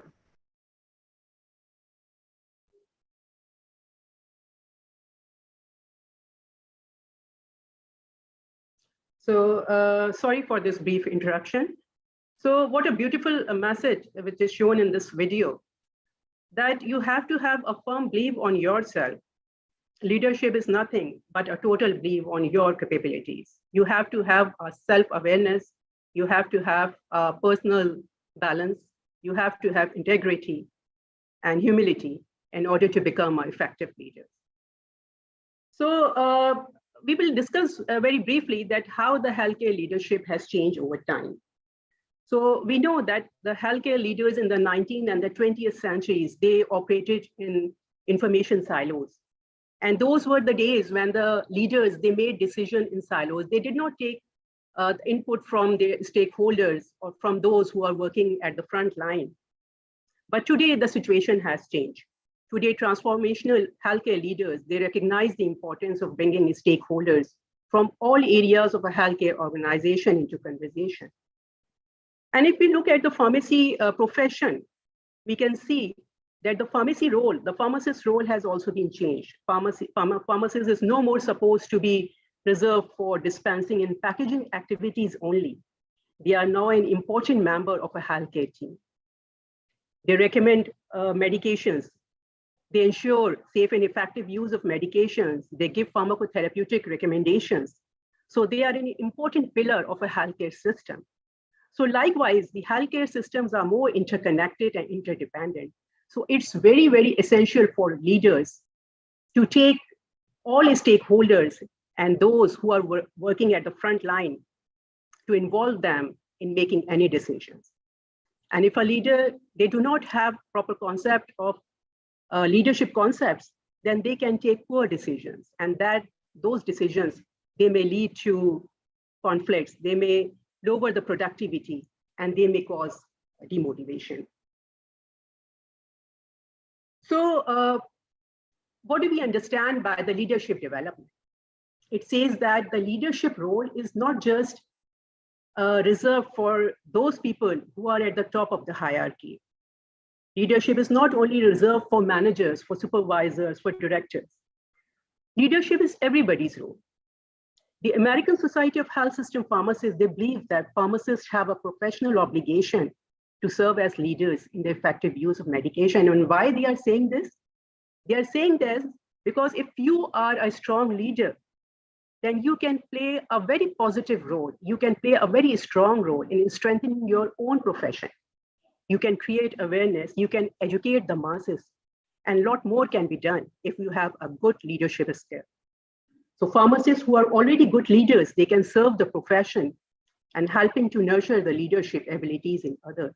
And it is very well said by Bill Gates that as we look ahead to the next century, the leaders will be those who empower others.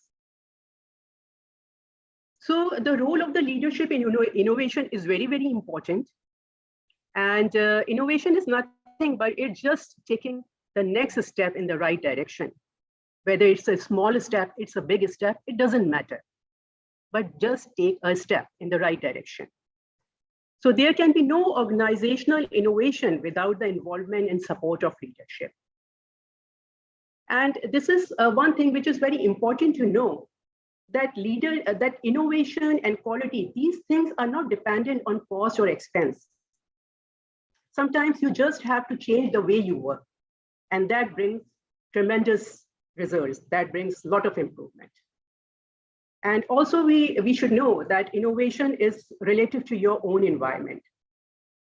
For example, if someone is working in the ward, if a pharmacist is working in the ward along with the nurses and the physician, that may be an innovation in some countries, but it may be a common practice in other countries.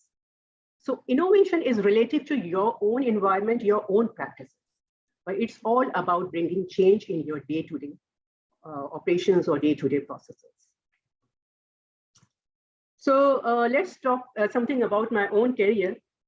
So I started my career as a training pharmacist when I joined AKUH Pharmacy in mid-90s. So I just waiting for my results. And in the meantime, we got the dates for the interviews and the test. And finally, we got selected in the final test. And we joined AKUH Pharmacy. So we were a batch of 10 pharmacists who were highly enthusiastic. And we were very much impressed by the AKUH hospital pharmacy setup. And that was quite different from what we read in our pharmacy books. So we were blessed, and we were being trained and mentored by a team of super intelligent and highly competent pharmacists. And we found the setup very unique and very well developed. And all the credit goes to the leadership during those times, and especially our former director, Mr. Abdul Latif Sheikh, who laid the foundation of this pharmacy and bring it to the level of any hospital setup at international level. So during the time when we joined AKUH Pharmacy, we had manual order prescribing in the pharmacy.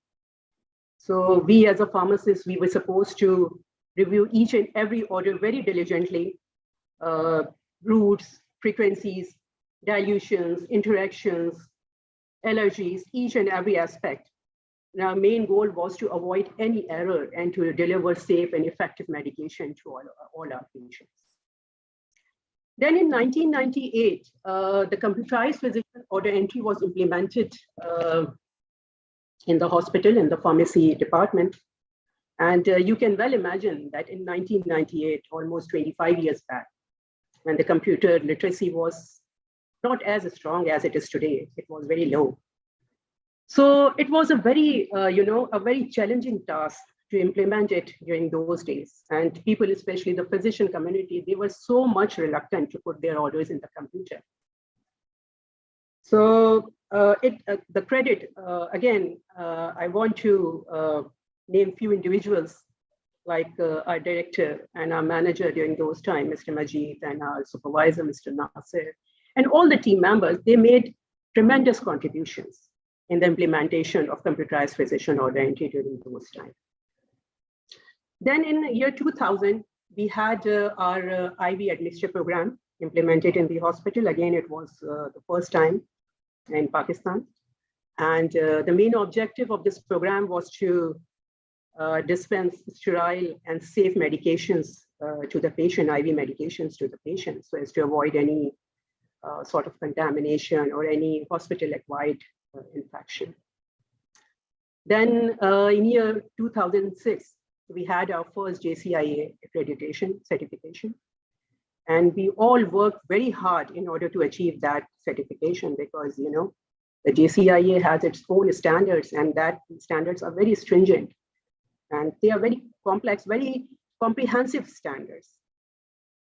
So the whole pharmacy team, they worked as a team in order to achieve this certification.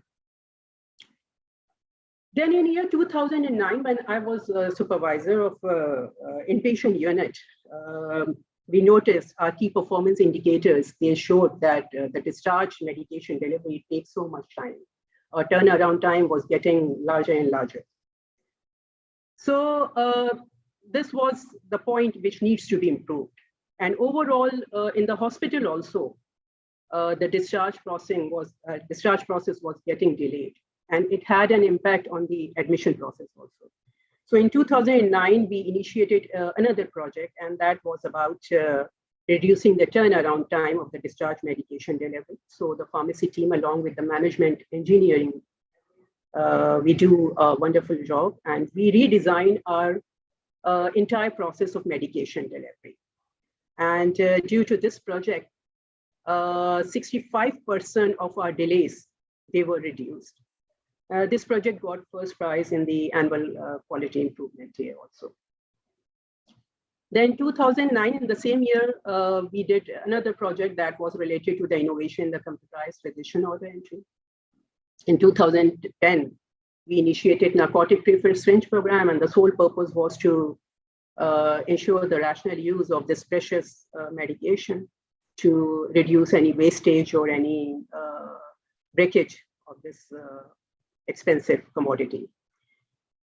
Then in year 2014, when I was deputed in the sterile area as an assistant manager, we again, when I look at the operations, I found that the turnaround time of our sterile and non-sterile compounding dispensing, that was not meeting our target. So again, we did some redesigning, and we were able to reduce the turnaround time from 1.5 hours to 45 minutes.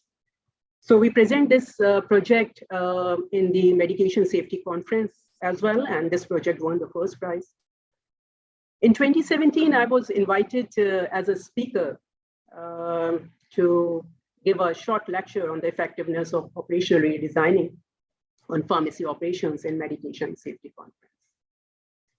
Then in 2019, again, we did a process improvement to ensure the safe handling of potassium chloride syringes, which is a high alert drug. So we did a project to ensure and to streamline the overall process of ordering, dispensing, and administering the central line preparations in the pediatric population. So these are just a few glimpses of my long journey.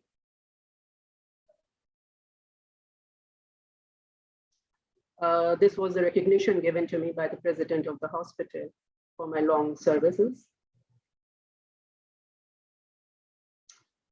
Then in 2018, we initiated another project, and that was related to the barcode medication administration system.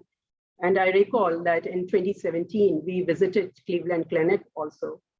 And Mr. Siddiqui and his entire team, they helped us a lot. And that was a very informative and insightful visit. And we got so much understanding regarding their high-tech barcode system. We just have 2 minutes to wind up. Okay, sure. So we have time constraints. So I just move on to the next slide. This is just a brief snapshot of the barcode medication administration system. So the list is very long, but I just want to conclude my presentation on a key message that number one, you have to have a very firm belief on your own capabilities or on your own potential. And you should be confident about yourself. Second, always try to look at the things from different perspectives. Always try to bring some change, no matter big or small, but always try to innovate, always try to bring improvement. And that thing will give you your inner satisfaction and professional satisfaction. And it is very well said by Rosalynn Carter that a leader takes people where they want to go. A great leader takes people where they do not necessarily want to go, but out to be. So thank you very much. Thank you so much for your understanding. And again, I would like to thank the organizers and of this forum for their honor for giving me this opportunity. And I'm very thankful and congratulate all the volunteers and the organizing team for hosting such an organized event. And all appreciation goes to you people. Thank you very much.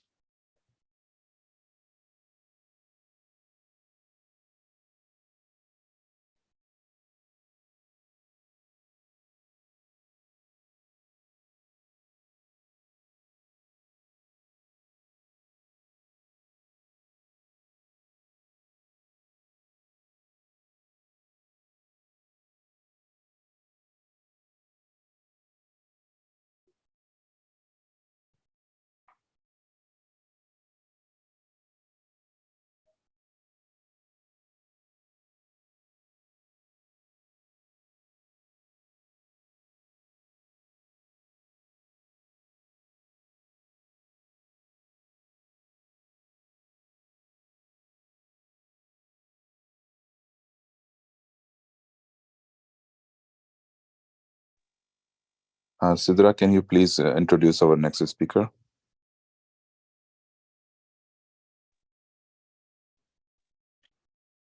Yeah. Assalamu alaikum everyone. This is Dr. Sidra Absar, PharmD graduate from LUMS Jamshoro. I welcome you all to the 4th International Innovation in Pharmacy Conference. The title of our next session is Vancomycin and Piperacillin Tazobactam or Cefepime combination induced nephrotoxicity in sepsis, a comprehensive review. Let me introduce our speaker. For this session, we have Dr. Nirmal Malik with us. She is a pharmacist at Shaukat Khanum Memorial Hospital and Research Center. She got her PharmD from the University of Punjab, Lahore. She is known for her expertise in field of clinical pharmacy and have an immense interest in pursuing research related to clinical practices. She is member of International Student Federation Organization. So please welcome Dr. Nirmal Malik. Stage is to you. Assalamu alaikum everyone. Am I audible?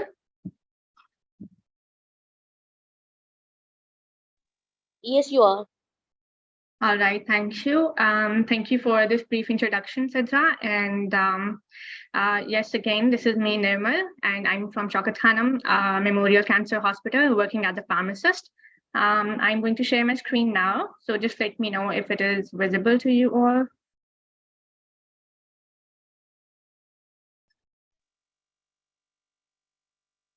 Is it visible now? Yes. All right.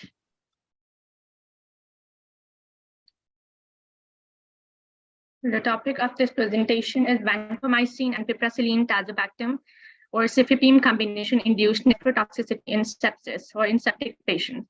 We're going to have a comprehensive review of different papers that have been published, which are notable. And we are going to see and compare the results, how the antibiotics affect the renal function of the body, especially in critically ill patients who suffer from sepsis.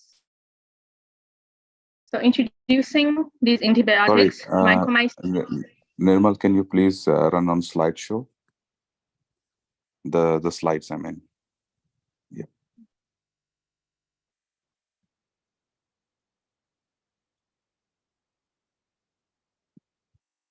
Can you please make your PowerPoint on slideshow? Yeah, thank you. All right. So introducing these antibiotics, vancomycin is an extended spectrum antibiotic, and piptaz is also a broad spectrum antibiotic because of the piperacillin that works with tazobactam to reduce the possible resistance that could be caused because of piperacillin alone. So vancomycin dose is usually 15 to 20 mg per kg per day, and piptaz is administered at 90 mg per kg per day. And depending on various settings, sometimes it is also used as 110 mg per kg per day. So these antibiotics are mainly used in febrile neutropenia and septic patients, also used in other infections which have resistance to other microbial infections. But febrile neutropenia and septic patients are majorly treated with vancomycin and piptaz. More importantly, in patients who are suffering from cancer, as I can give an example of these antibiotics which are used in my hospital, in Shaukat Khanum Cancer Memorial Hospital. We can say that vancomycin and piptaz are very widely used for treating febrile neutropenia in septic patients. So both of these are known for their nephrotoxic effects. Vancomycin and piptaz both are cell wall inhibitors, and both of these have very huge nephrotoxic effects, which mainly affect the values of serum creatinine and creatinine clearance, inducing acute kidney injury. So when we use these antibiotics as a combination, the main question arises is that does nephrotoxicity doubles when two nephrotoxic agents are combined? Or do they give any additive effects, right? So here we are going to look into the papers that have been published to show the evidence regarding the nephrotoxicity of these combinations. A study that has been published by Elliott in 2021 is a retrospective cohort study assessing AKI and renal recovery among septic patients where vancomycin and piperacillin tazobactam, that is piptaz, was used empirically, and then it compares the patients who were given vancomycin and cefepime combination to treat sepsis. So there were 418 septic or sepsis patients who were considered in the study, who had AKI assessed through either KDIGO criteria, and then they were also assessed for renal recovery rate. So KDIGO criteria is important to understand before we can understand how the study results were assessed in this study. KDIGO criteria means that increase in serum creatinine was seen by 0.3 mg per deciliter or more for 48 hours, or increase in serum creatinine to 1.5 times of the baseline value within the last 7 days. Also, it is assessed using urine output, which should be less than 0.5 ml per kg per hour for more than 6 hours. And the renal recovery rate is assessed by using 33% reduction in serum creatinine after a period of 72 hours. So when these patients who were grouped in VPT, that is vancomycin and piptaz group, and the other patients who were grouped in vancomycin cefepime group, they were assessed after 72 hours according to KDIGO criteria. It was shown that 14.2% of the patients who had VPT, who were administered with VPT, had AKI, while 16.7% had AKI who were given VC combination, vancomycin and cefepime combination. It's a very comparable AKI induced. It does not show a very huge difference. Similarly, the renal recovery rate does not show a huge difference either. VPT shows 42.3% renal recovery rate, and VC shows 40.3% renal recovery rate. So conclusively, we can say that initial empiric therapy with VPT or VC for septic patients presenting to the emergency department did not differ on rates of acute kidney injury and renal recovery at 72 hours. Moving on to the next study, which was conducted by Hammond in 2016. It's also a retrospective cohort study comparing the incidence of AKI in critically ill patients receiving vancomycin with concomitant piperacillin tazobactam or cefepime. So again, we have two groups where one group was given vancomycin and peptaz, and the other group was given vancomycin and cefepime combination. And there were a total of 122 patients, critically ill patients, who were involved in the study, and they were given the combination therapy for at least 48 hours. The first group had 49 patients, VPT patients were 49, and VC patients were 73. So let's see what results were there. The results were basically assessed using AKIN criteria. AKIN criteria is acute kidney injury network criteria. And it again also assesses the serum creatinine based on 0.3 mg per deciliter for more than a period of 72 hours. VPT patients were 49 and showed an acute kidney injury of 32.7%, while vancomycin cefepime patients were 73 in number and showed 28.8% who presented with acute kidney injury. So again, this is not a huge difference at all. Although we can see a difference in the number of patients who were administered these vancomycin and cefepime versus vancomycin peptaz combinations, the incidence of AKI is again very comparable. So conclusively, the choice of beta-lactam did not affect the ICU or hospital length of stay, AKI duration, and need for renal replacement therapy. Well, a thing to be noted here in this research is that there were secondary outcomes that were also assessed, that is ICU and hospital length of stay and AKI duration. So again, these were not very different. There were not any significant differences that were shown between these two groups. The AKI development in both the groups was very comparable. Moving on to the next study, which is study 3. This was a comprehensive review of nephrotoxicity from vancomycin combined with piperacillin tazobactam. Well, if we take a general review, we do have this thing in mind that adding 2 nephrotoxic agents would definitely give more acute kidney injury risk to the patient. But the last 2 studies did not exhibit that results. They were showing very comparable results. There was not a lot of difference between vancomycin and cefepime combination and vancomycin peptaz combination. So here, what is needed to be noted is that which combination of piperacillin, either would be cefepime or meropenem or vancomycin, would be more nephrotoxic to the patient, to the septic patients who are critically ill. So this study gives a comprehensive review. This study 3, which was conducted by Blair in 2021, gives a comparison and a systematic review of various studies which were reviewed for these nephrotoxic effects through these antibiotics, right? So vancomycin meropenem combination increases the risk of developing AKI to 6.8-fold versus 2.53-fold in vancomycin peptaz group. A prospective study in 242 patients shows peptaz and vancomycin combination is more nephrotoxic than vancomycin used with meropenem or cefepime combination. So VPT is more nephrotoxic as compared to if vancomycin is used with meropenem or cefepime. Another prospective cohort study shows an AKI incidence of 37.3% in the VPT versus 7.7% in the vancomycin plus cefepime or meropenem group. Now, this study is a prospective cohort study. The studies which we just studied in the previous slides, they were retrospective cohort. The prospective has given a significant difference when we compared vancomycin and peptaz combination, and when this peptaz was replaced by cefepime or meropenem. So we can safely assume here that VPT is more nephrotoxic. The patients who are given a VPT combination have more risk to AKI injury.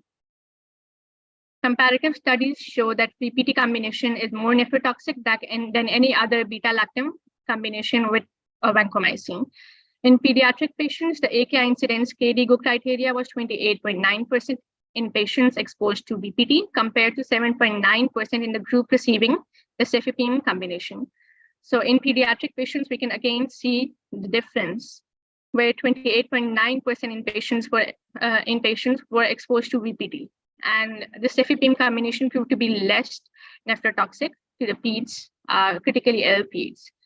Studies in critically ill children showed variable results. A study with 1915 pediatric patients showed 8.2% antibiotic-associated AKI. VPT was associated with higher odds of AKI compared with vancomycin, plus either meropenem, imipenem, celastin, or cefepime or ceftazidime. Another study in ICU pediatric patients, however, showed insignificant odds of developing AKI, although the incidence of AKI stage 2 and stage 3 was significantly higher in the VPT group as compared to the VC group. So again, all of these studies, which were conducted in this meta-analysis study, showed that VPT has greater incidence of inducing nephrotoxicity. I would like to compare the last study and the third last study here, which shows the reviews of a total of 32 and 47 published papers, published studies. The third last one, which is conducted by Luther, had 32 studies, and the author's conclusion was the combination of V, that is vancomycin, plus peptides increased the odds of AKI over V monotherapy. That is, vancomycin alone is, of course, not as nephrotoxic as it becomes when it is used combined with peptides, and PT monotherapy and V plus cefepime or carbapenems. So either meropenem or any other carbapenem used with vancomycin, or even if vancomycin is used with cefepime, VPT is the most nephrotoxic one, as it was depicted by the study. And the last one, where the study included 47 studies for the review, says that the combination of V and PT is associated with higher AKI rates than its parallel use with meropenem or cefepime.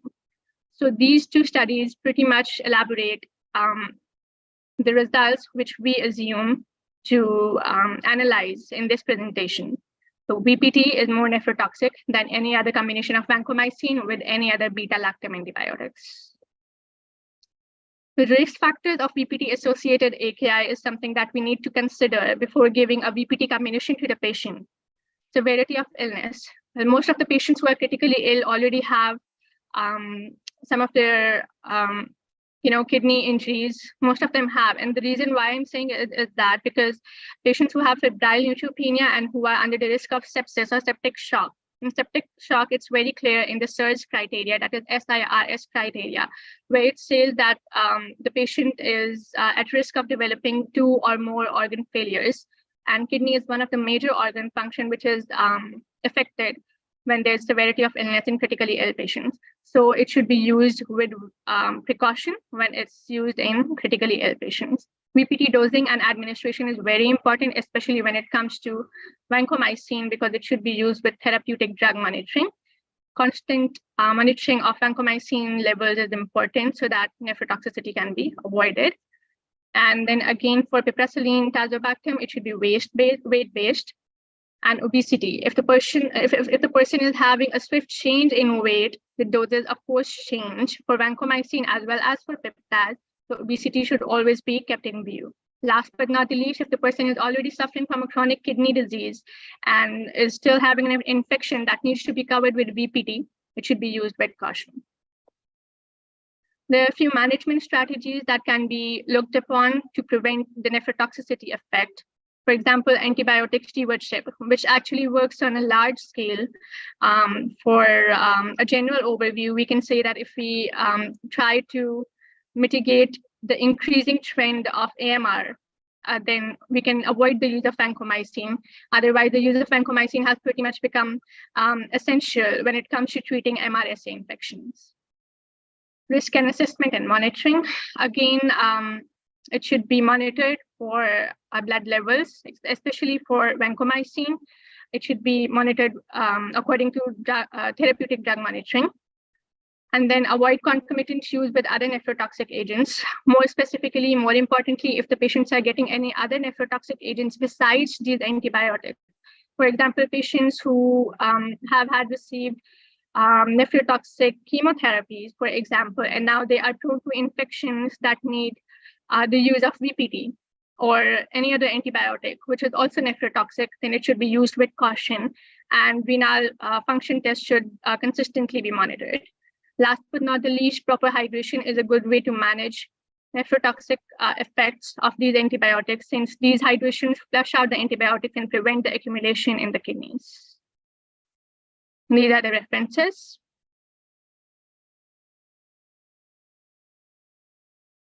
And thank you very much. This is all that I wanted to present on this topic. And everyone is welcome to ask any questions if you have. I would just like to pass the floor to Sidra, who's my moderator, if there is anything else that could be done on this part of presentation. And before ending, I would like to thank Giving Back to Pharmacy in Pakistan for this opportunity to present here. It was a pleasure. Thank you. Thank you so much. It was a great session. So now I will hand over it to Hassan. Thank you for the opportunity.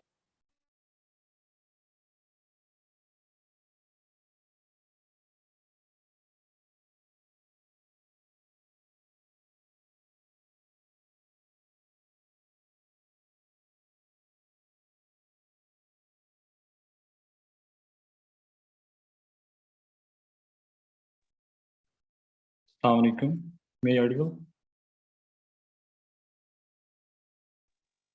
Yes, you are. Bismillahirrahmanirrahim. I'm Mohammad Hassan, a family student of Quest, working as next generation pharmacy leader at Giving Back to Pharmacy in Pakistan. Program of Leadership. Welcome you all to the 4th International Innovation in Pharmacy Conference. And the title of our next session is Prescribing Care and Dispensing Hope, the transformative role of healthcare providers in community services. And let me introduce our faculty. For this session, we have Mr. Hassan Zia Khan with us. He is founder and chairman of All Pakistan Student Union, Islamabad, Pakistan. And he is also youth ambassador for 2023 World Literacy Foundation. And adding on, he is the next generation pharmacy leader and director of human resources at the Brilliant Foundation. Please welcome Mr. Hassan Zia Khan.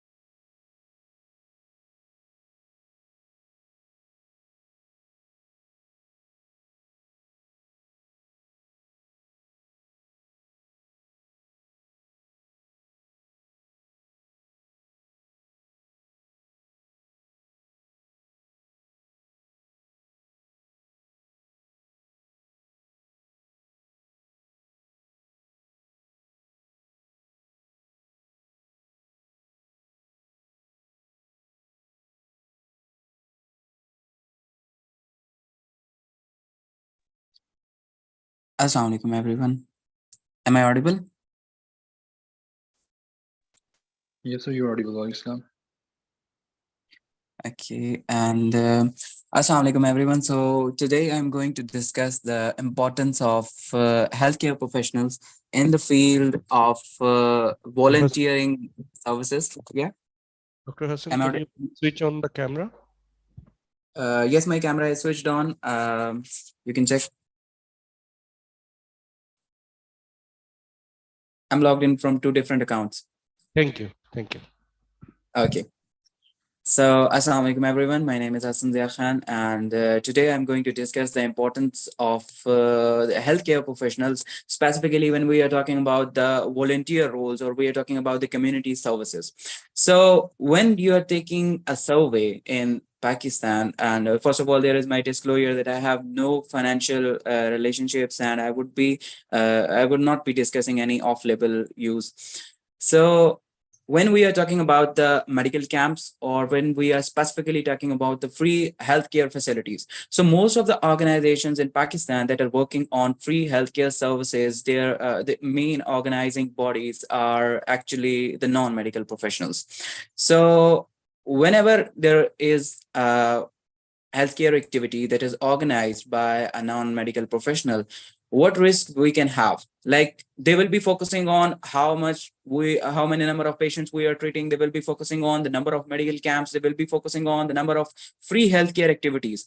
But what they won't be focusing on is the patient care, is the patient compliance, are the factors that a healthcare professional can they can have a brief overview and they have the specific knowledge for that. So the trend that we are setting up in these days, and we are working on the free medical camps as a pharmacist. I have observed many medical camps. I have been part of the many healthcare organizations. So this is one of the prescriptions that I found there. The patient name Farooq, 41 years old. The prescription, if you can check the prescription, antibiotic, multivitamin, and syrup. Now, the person who was standing at that pharmacy was a non-pharmacist. He was not related to the field of pharmacy. So he was dispensing whatever the antibiotic just comes in his hand, he is going to dispense it to the person and he is going to take it. So such kind of medical camps won't have any impact and won't be it is more than abusing the patients than helping them for free. So what we have done, we have started a chain of free medical camps across Pakistan where we have healthcare professionals from different fields and they join, and we try to make sure that the patient care is not compromised. So whenever there is a healthcare camp where there are healthcare professionals from different fields, like from MBBS, from the physiotherapy department, from the pharmacy department, then the diagnosis would be accurate. The patients will have the follow-up care. Like, for example, there are doctors who came from their own area, and when the patients join that camp, they can go for the follow-up. They can have if they have any query, if they have any problem with the doses, they can go to that doctor and can have consultation. So patient safety is ensured, patient compliance is ensured, community trust is usually built up. So just imagine a situation that I have observed in 2020, that if you are living in a house and you have got some illness and there is a person who is treating you or who is thinking about to bring some medicines for you, and is an engineer or he is somewhere from the non-medical field. So how would that impact your health? These things are happening across Pakistan. People are doing stuff, they are doing medical camps, but they are not focusing on the actual patient care. That's where the role of pharmacists comes. We are the ones who are the custodian of medicine. We are the one who are going to ensure the safe dispensing of medicines to the patients.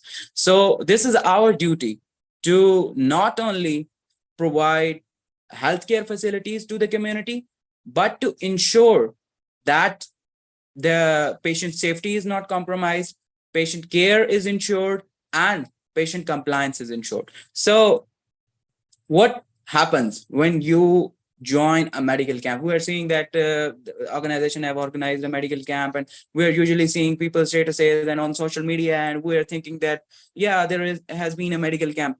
But when you actually join that camp, that is organized by professionals, that is going to impact your clinical expertise. You are going to learn more from it. Our students should have to develop interest. When in 2020s we started, people were saying that you are from pharmacy department and your colleagues are from pharmacy department. Why are you doing medical camps? Why are you doing such kind of activities? And why are you interested in such kind of activities? So this is something that is our responsibility and that we have to do.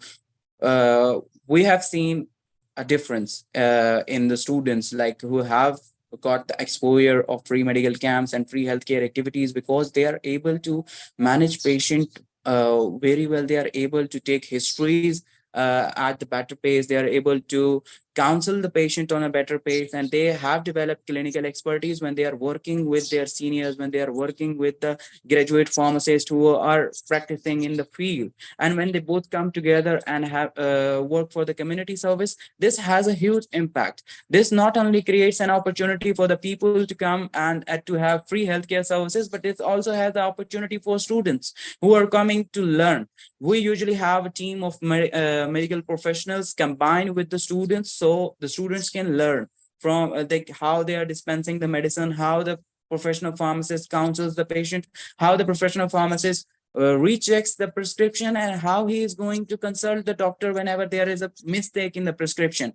And when you are in a medical camp and there are like 2,000 patients in one day or 1,000 patients in a day, and you're seeing that how a professional pharmacist is handling that situation in the pharmacy, because the most of the burden that usually is during a healthcare activity is on the pharmacy, because from every department patient is going to come at the end on the pharmacy, and there will be a huge crowd over the pharmacy, because the patient, even he is going to the peds or he is going to the gynae department, he is going to any aspect, and he has to come to the pharmacy. The patients have to come to the pharmacy, and you are the ones who have to counsel them. You are the ones who have to ensure that a right prescription is being dispensed and the right medicine is being dispensed to that patient, whether it's for free, but it must be the medicine that he or she actually needs in the dose that he or she actually needs. So this is what we all need to develop. We all need to develop a sense of helping humanity, and we all need to develop our clinical skills. The opportunity to work as a healthcare professional is not only to earn something out of it. It's actually to serve humanity. And that's what most of the healthcare professionals across the world even have forgotten. So we are the pharmacists. We have to stand for it. We have to work for it. We have to work for our community. Our students who have joined this session today, and GBTB is working so good. They are like providing the opportunity to have webinars, and they are providing the opportunity to have the required knowledge. And when you have the required knowledge, you have to apply it somewhere. There are very few opportunities for the internships whenever you are looking forward to, but there are many opportunities when you're looking forward to medical camps. These are the opportunities from where you can learn, and when you will be sitting in a professional interview, you will have the exposure, you will have the experience, and you will be able to know how people are working in the professional environment. So the impact till now that we have generated, I was a pharmacy student when we started it in the second year. I was then, we have like helped 16,000 plus patients. We have engaged 1,500 plus students and 198 doctors, and we have seen the impact. We have seen that they have developed the clinical skills, they have developed the expertise, and they have been able to know more about their field. So when we are looking forward to the rural areas where most of the pharmacists that usually are studying in the institute, they are from the rural areas, they're from the backward areas. So when you look toward the backward area, there are many problems that are prevailing. There are like gastrointestinal issues, there are mucoskeletal ailments that are prevailing, and these are the research findings that Army Institute recently has discovered during their research activity in the medical camps. So these prevailing diseases, we have to counsel the patients. We have to be the one to ensure that quality healthcare services are provided to the community, and the quality and affordable healthcare facilities are provided to the community. So my request would be to all the students who have joined this session today is that whenever you are working to serve community, whenever you are working to help the community, ensure that the place where you are, you have the clinical expertise, you have the required knowledge, you have a healthcare professional who is working with you, and you can combine your expertise with that and you can learn more about it. So when we went to the areas during the recent flood in Pakistan, there have been many disasters in Pakistan, and the disasters are increasing day by day. And we have to be the ones to ensure and to improve the healthcare facilities across our country. So when we, what we have to do and how we have to learn the required knowledge, how we have to gain the required expertise. So we have to work together. We have to engage ourselves in the community services with the healthcare professionals, with the professional pharmacists, with the professional clinical pharmacists, with the doctors, and with all the experts who are out there and serving the community. We can work with them. We can work with them and we can learn the required expertise. We can help the community. So what actually when you're looking forward for the different exchange programs, like when you are specifically looking forward for UGRAD, or when you are looking forward for the exchange program for foreign countries, they have a specific portion for community services and for the volunteer services.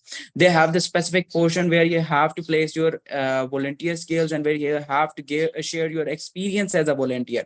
So this is something that you need to work on. This is something that you need to learn. This is something that you need to ensure to have the required expertise, to have the required knowledge.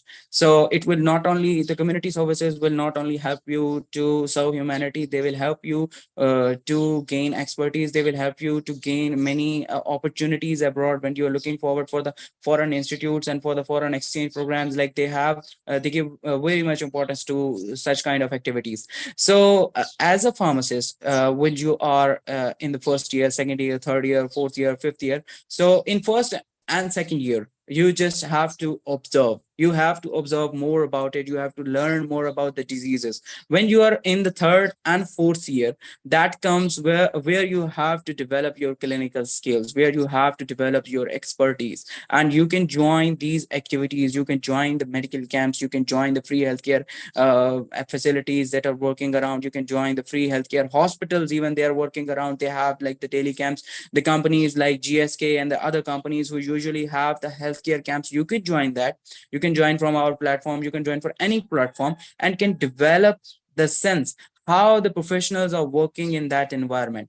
When you are in the fifth year, you need to develop the required knowledge. You need to have the required expertise. You have to do internships, and you have to do the required workup. You have to work in several hospitals or wherever you're working. So when you are coming as a graduate in the field, you already have the required knowledge. And when you are running your individual pharmacy after that, or you're working in any hospital, the patient care is never compromised. Our community is lacking behind because our pharmacists are not well equipped. They do not have the required knowledge. They do not have the clinical expertise, and we are the ones who need to guide them. We are the ones who need to help them up.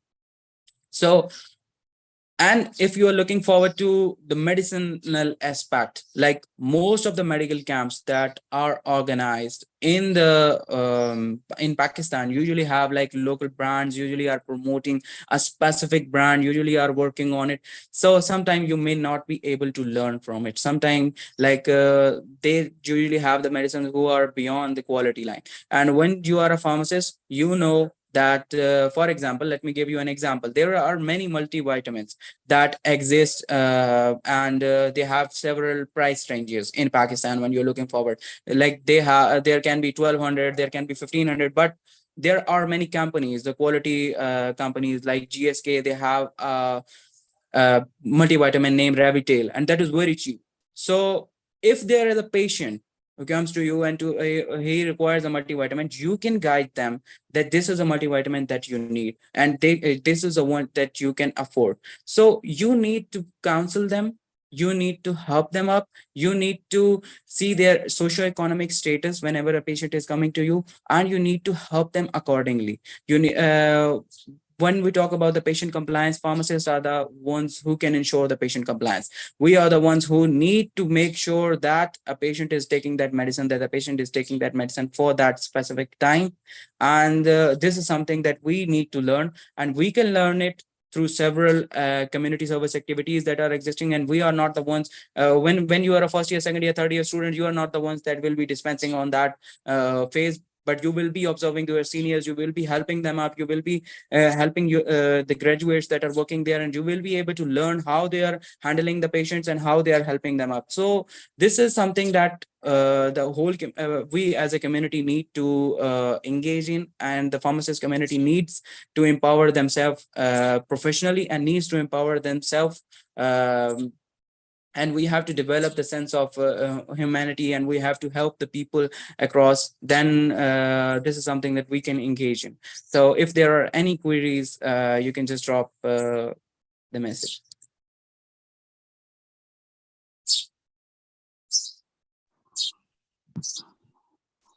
Okay, thank you, sir. And one thing I would like to ask as a question on the audience, that young graduates are going through the studies and they face sometimes funds deficit. So how the students can work on it? Just need a little description on it. Yes. So basically, most of the healthcare activities usually are organized. If you're looking forward to, in Pakistan, 79% of the healthcare activities are organized on the weekends. So you can utilize that. And most of the healthcare activities that are being organized are actually able to help you in your studies, because what you are studying about the antibiotics, you are studying about the multivitamins, you are studying about the several classes of drugs. And when you are not able to apply that knowledge in caring for patient, in dispensing that medicine practically, then you won't be able to learn about it. You won't be able to learn about it from the books. You will be able to learn about it from the practical experience, and that is what you can gain through doing internships, through being part of the community service activities, through being part of the healthcare facilities. This is something that is going to empower you. When you are sitting in an interview, the interviewers would never ask you that what kind of GPAs do you have, or what kind of marks do you have in specific subjects. They will ask you that what's the use of this drug, what are the drug interactions. If we have such kind of prescription, they will be asking about if the patient has come with such symptoms, how would you counsel them, how would you tell them that what kind of treatment they require. So these are the some aspects that you need to learn, and this is something that you can learn through being part of the healthcare activities, and that is very essential. If you're looking forward for if you observe the MBBS students, or if you observe the dentistry students even, they are more likely to engage in such activities as compared to the pharmacy students. We never prioritize the actual practical application of the knowledge that we are learning during our 5 years of program. So this is something that we can apply. And apart from it, you have asked about the funds, and you have asked about the financial problems. Most of the healthcare activities that are organized in Pakistan, they not only provide help you to be part of it, they also provide the free transport. Like we also provide the free transportation, free food, and even the free stays whenever we are going to the backward areas, to the rural areas. We have gone to Balochistan, and we have seen how people are suffering. There are people who have Down syndrome, there are people who have skin infection, there are people who have viral infection, and they are living their life. They don't care about it. Like they don't even know, and they can't afford the quality healthcare services. So there comes our role. We have to be the ones to help them. We have to be the ones to serve the community. And this is something that we can do after gaining that specific knowledge that we are having during our studies. Okay, sir. Thank you so much for your kind time. And now we are working towards Ms. Isa Babar, who is the moderator of next session. Thank you so much, sir.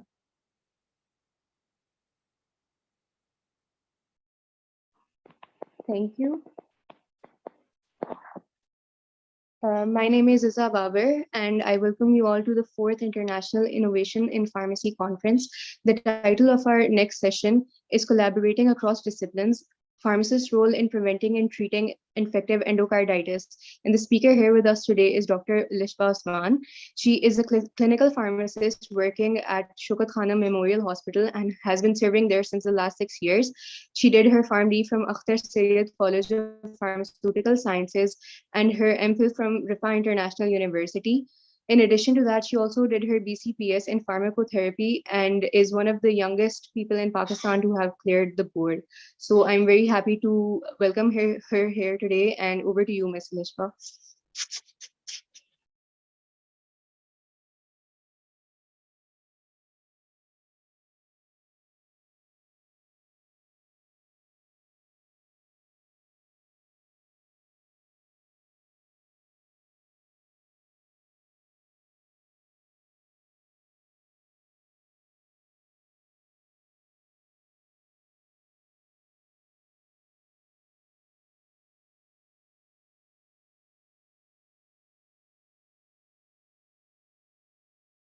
Assalamu alaikum, everyone. How are you? First of all, my name is Lishba Osman, and I am a clinical pharmacist at Shaukat Khanum Hospital.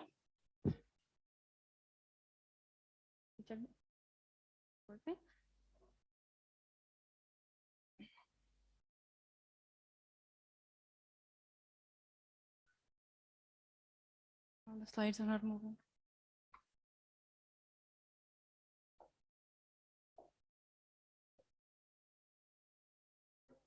Okay, so I would first of all like to thank Giving Back to Pharmacy in Pakistan, Sir Siddiqui and Sir Rana Kamran for inviting me, having me on this platform. Really nice of them. It is a very great opportunity, learning opportunity, and presenting as well. Thank you. So,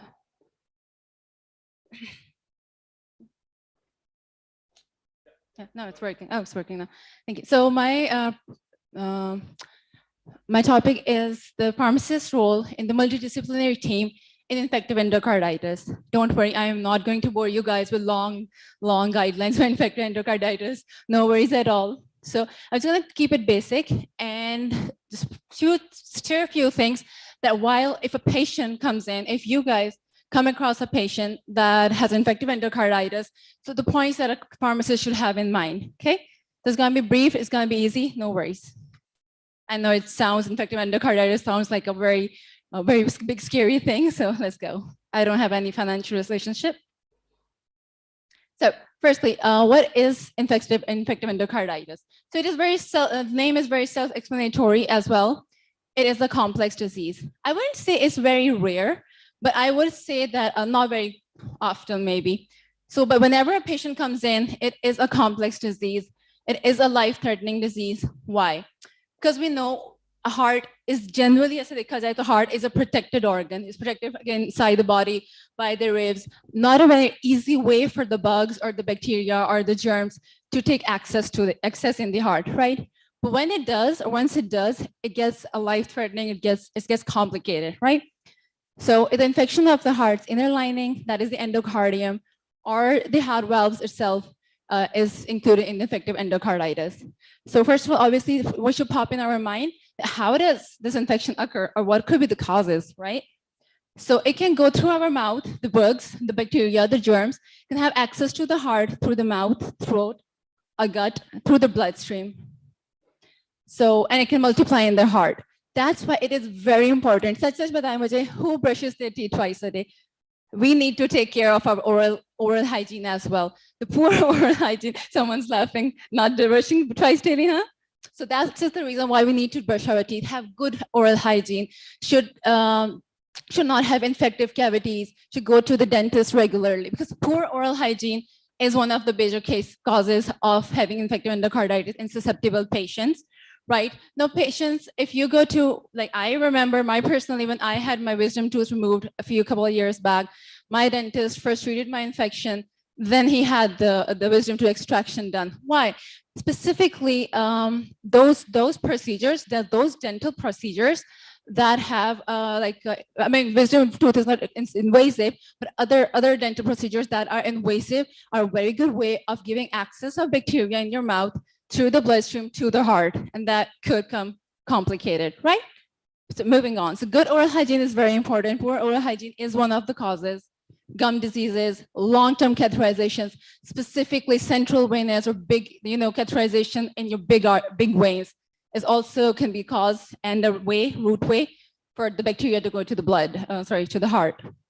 So using contaminated needles. Now, mostly, the number of patients that I have seen of infective endocarditis, in my experience, they all have been intravenous drug abusers, right?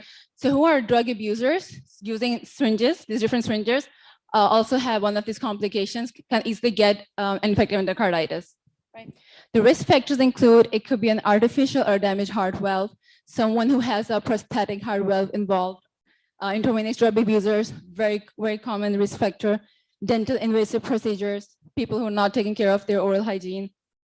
So I'm not going to go into details of the diagnosis because of the time constraint, but just to go through, Duke's criteria is a very well-known modified Duke's criteria that uses it for the diagnosis of infective endocarditis. It actually tells that the patient might have definitely has an infective endocarditis, can possibly have, or the probability that has an infective endocarditis, and then there's a rejected maybe, or maybe does not have infective endocarditis. So in the definitive endocarditis, the patient needs to have pathological lesions, vegetation. So when it comes to infective endocarditis, you must have my students specifically must have heard the word vegetation. So what is a vegetation? This is a very common, very specific lesion of in the endovascular carditis that pops up in the cardiographies or in the radiological imaging as well. That has the platelets, the fibrin. Just imagine it's just a a full clog of sare gun in the heart. So that is like a vegetation in the infective endocarditis, like an abscess, like a really bad abscess. Right. If the microorganisms, there are few microorganisms that are very specific to infective endocarditis. For example, if a pharmacist sees a Shigella bloodstream, not the regular one, the Shigella bloodstream infection, you should think, oh my God, it could be infective endocarditis. Go for that. There's this group of HACEK, H-A-C-E-K, organisms and of bugs as well that are very particular to the infective endocarditis. So if you go find a patient, you see a patient with these cultures, so your mind should go, oh, it could be infective endocarditis as well. So these are the things that are very definitive diagnosis for infective endocarditis. So if the patient is meeting two major clinical criteria or has one major clinical criteria with other minor clinical criteria, so that's a definitive diagnosis of infective endocarditis, right? So what are the major criteria? Typically, microorganisms have been seen by two separate blood collection or separate blood cultures. There have been persistent positive blood results with a specific bugs that are involved in infective endocarditis. There is a positive echocardiogram results of infective endocarditis as well. The pharmacist is not, like if I talk, I personally cannot in detail read an echocardiogram, but a pharmacist needs to know just because a report out here, so how to interpret that report and what does that report say, right? So minor criteria are the fever, there could be vascular phenomena, there could be immunological phenomena, or there could be serological evidence of other such kind of bugs. Rejected infective endocarditis will be if a solid other differential diagnosis had been made, right? So moving on. Now, this is very important for our pharmacists as well to know how to treat these patients, how to make patient care plans, how to modify the therapy of infective endocarditis. It is a high inoculum infection. What does a high inoculum infection means? Because heart is an area where these bugs have a higher growth. What we see in infective carditis, there's a higher growth. There is a formation of fibrin. There are platelets over there. All these things, all these vegetation, all these bugs and lesions make it very difficult for regular antibiotics to be very effective, like the way they are in other infection, the way you see it in other infections. That's why our pharmacist needs to know when the pharmacist is on the round for infective endocarditis patients or is verifying a prescription of such patient that multiple or dual or multiple antibiotics will be required, higher dosing of antibiotics will be required. Why? Because as I said, because of these factors, the medicines, antimicrobials in regular dosings are less effective. They are rendered less effective. Minimum inhibitory concentration that is required by an antibiotic to stunt the growth or to kill the bugs in infection in the place at the site of infection is higher in infective endocarditis as compared to other infections. And even though as compared to the MIC that we use in the microbiological testing against their cultures that are being used in the labs. So the MIC you will find in infective endocarditis at that site will be higher. All these vegetation of a bacterial cell wall antimicrobials are less effective in infective endocarditis. So these are the things that the pharmacist needs to know while treating infective endocarditis, because infective endocarditis is not easily treatable. There is a 2 years, up to 2 years chance of remission. It's complicated. What if a patient is already a cardiac failure patient or a neurological, patient and develops an infective endocarditis? So these things make it a bit tricky, but not impossible to treat. It requires combination therapy for synergistic activity as well. Usually more than one antibiotics are required, and it is a prolonged therapy duration. The pharmacist needs to know that the therapy will be from 2 to 4 weeks, even more than 6 weeks or 6 weeks for prosthetic valves. How to treat prosthetic valves? What if a patient has a natural heart valve and has an infection? So there is difference in the treatment durations, treatment drugs as well. How to deal with patient in inpatient basis, how to deal with the right-sided heart infection endocarditis. There is difference between the left-sided endocarditis heart treatment as well. So these are the things that the pharmacist plays a very good role in treating infective endocarditis, right? So treatment is directed towards these organisms: Streptococcus, Staphylococcus, Enterococcus, Hassock organisms that includes Haemophilus, Argyropterbacter, Cardiobacterium, Echinella, and Kingella species. A non-Hassock could be E. coli and Pseudomonas and Salmonella. Even as I just said, that the Salmonella bloodstream infection could lead, it could be a sign of infective endocarditis. There could be fungal infections. A pharmacist needs to know that fungal infective endocarditis does stand for for the removal or the change of prosthetic valves is an indication. The patient pharmacist needs to know the difference between native and prosthetic valve infection treatment. So now this cannot be treated by just one doctor, one physician, one nurse, one pharmacist. This includes, infective endocarditis does include a full-on multidisciplinary team for treating these patients. That includes our infectious diseases consultants for the antibiotics, for case assessment, definitely cardiologists for the detailed diagnosis, cardiac surgeons, because it is a surgery plus medical intervention kind of a problem, kind of disease. So the cardiac surgeon needs to be on board whenever needed. Definitely pharmacists, specifically an ID pharmacist, to make sure the optimal dosing, optimal antibiotic, and the duration are being used. Neurologists and neurosurgeons, if the patient have any kind of neurological complications as well. And then the medicine psychiatrists as well, because as I said, there are a lot of IDUs, intravenous drug abusers as well. Sometimes the treatment of these patients becomes difficult because you put in the lines and they can be misused by these patients for other stuff, substance use abuse or something like that. So multidisciplinary team, it is offered by an MTD comprising of different specialists that they share the same interests. Pharmacists play a very important role in management of patients diagnosed with infective endocarditis. They collaborate with the physicians, they collaborate with the nurses. It is the pharmacist's duty to educate the nurses that in what sequence the antibiotics should be administered. The broad spectrum should be administered first. The antibiotics should be administered together or in closer time for the synergistic effect, right? So these are the things that the pharmacist will educate the nurse and other healthcare providers as well. So collaboration is a very critical information. It's a very important because the pharmacist will take care of the medication therapy. Now, for example, the pharmacist needs to know a prescription comes in either in an OPAT, which is the outpatient parenteral antibiotic therapy treatment area, or inpatient. A prescription comes in and you see, for example, cefazolin for some kind of staphylococcus IE or something like that. The doses will be very high. They will be like 6 grams instead of your regular 2-4 grams, right? There will be daptomycin. You'll see daptomycin. The pharmacist needs to know that for these more than 8 milligram per kilogram per day, or the higher doses are required for preventing resistance or for good treatment. So these things in infective endocarditis, the pharmacist needs to know that infective endocarditis dosing are a bit different and are tricky. And they are definitely specific to every patient. Every patient will have their own manifestation. They will not present as a common infection, throat infection, common pneumonia, not like that. And definitely the pharmacist needs to know when the rifampicin should be ordered. If does patient has a native valve or does patient has a prosthetic valve? Valve change or awakening.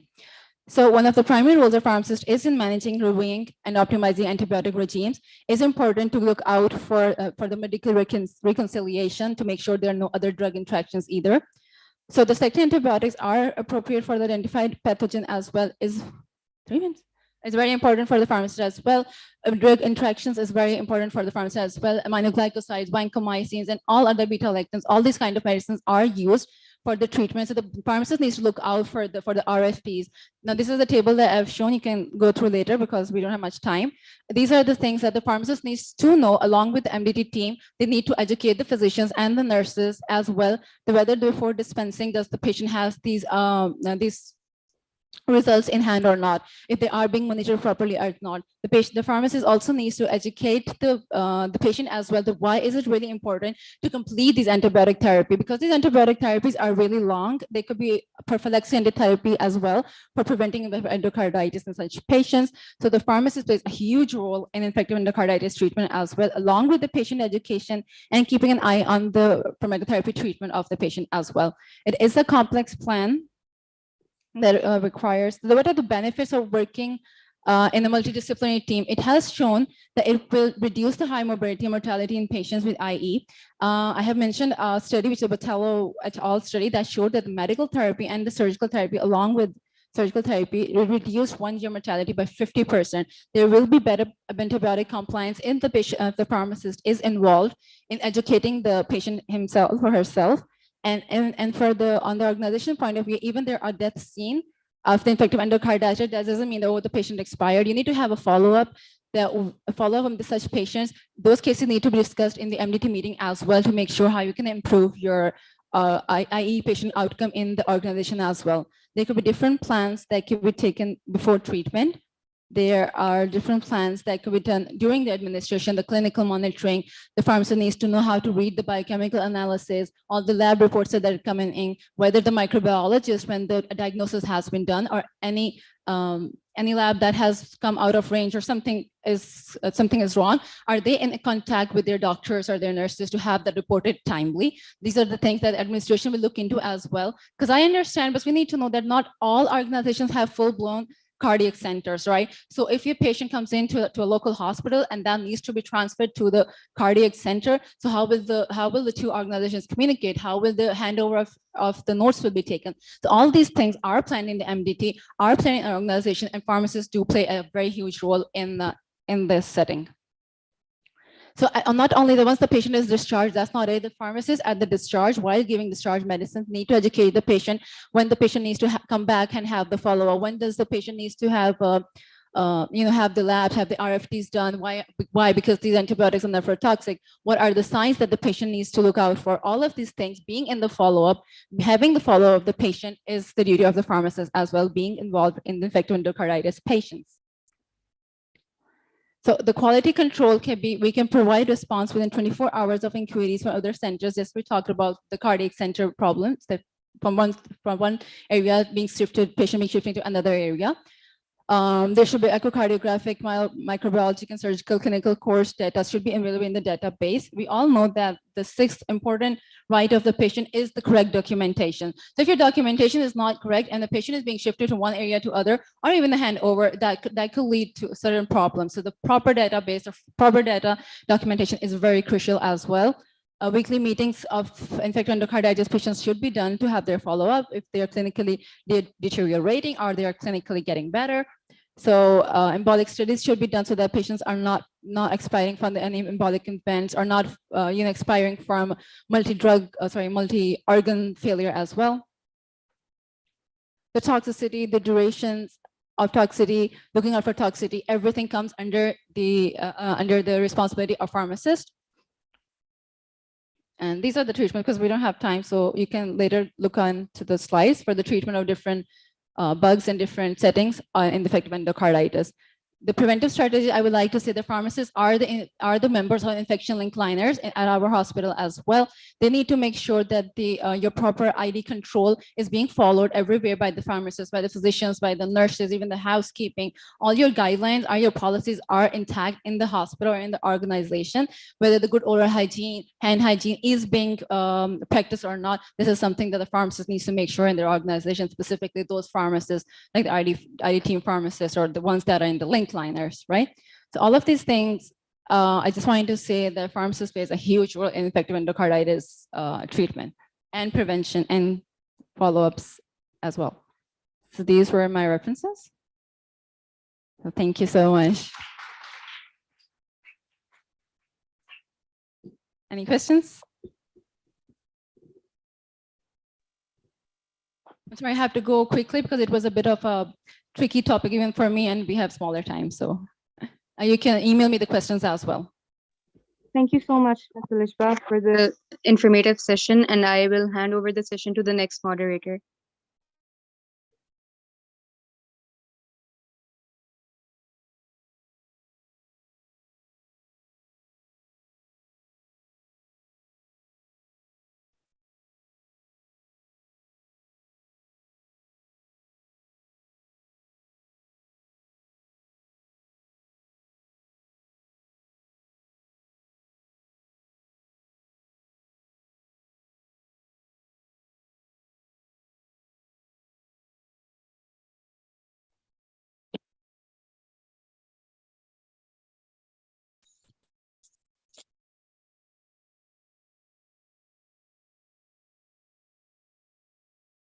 Assalamu alaikum, everyone.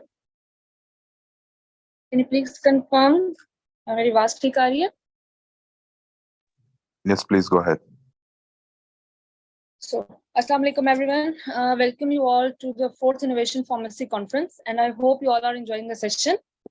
My name is Shajia Khan, and I'm working as critical care pharmacist at Mukhtara Sheikh Hospital, Multan. Title of our next session is the role of pharmacists in medical devices, and for this session we have Ms. Sabahat Arif with us. Ms. Sabahat, she has done her pharmacy degree from Ziauddin Medical University in 2014, and currently she's working as a regulatory specialist in Johnson & Johnson Pakistan devices. Over to you, Sabahat. Bismillahirrahmanirrahim and Assalamu alaikum. Thank you so much, Jia. I'm Sabahat Arif, and I'm working as a regulatory affairs specialist in Johnson & Johnson Pakistan Medical Devices Division. So first of all, thank you so much for inviting me here. And yes, before moving on towards the slides, I would like to give a brief introduction about the field of medical devices. Yeah, medical devices, just like any other industry in Pakistan, is a well-established industry, and which is regulated under draft Medical Devices Rules 2017. Also, devices play, as we know, devices play a vital role in the diagnosis, the treatment, and the monitoring of various medical conditions. We do that by a wide range of products, which includes the implants, the instruments, the life-supporting devices like ventilators, anesthesia machines. Then we have implants like knee implants, joint, hip implants. So the list goes on and on. Since we are running short of time, so I will not go into details. Let's quickly move on to the slides. Dr. Sabahat, can you put the slides on slideshow mode? Yeah, sure.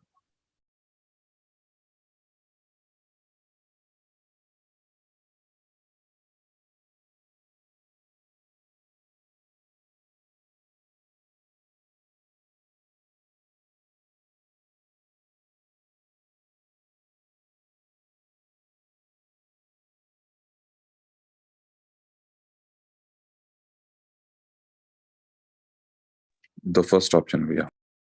Yeah.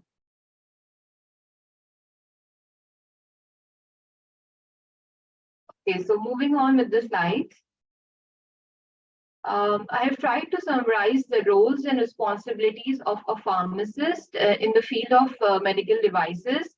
For those pharmacists who are wanting to pursue their careers in the devices field, please take note of it.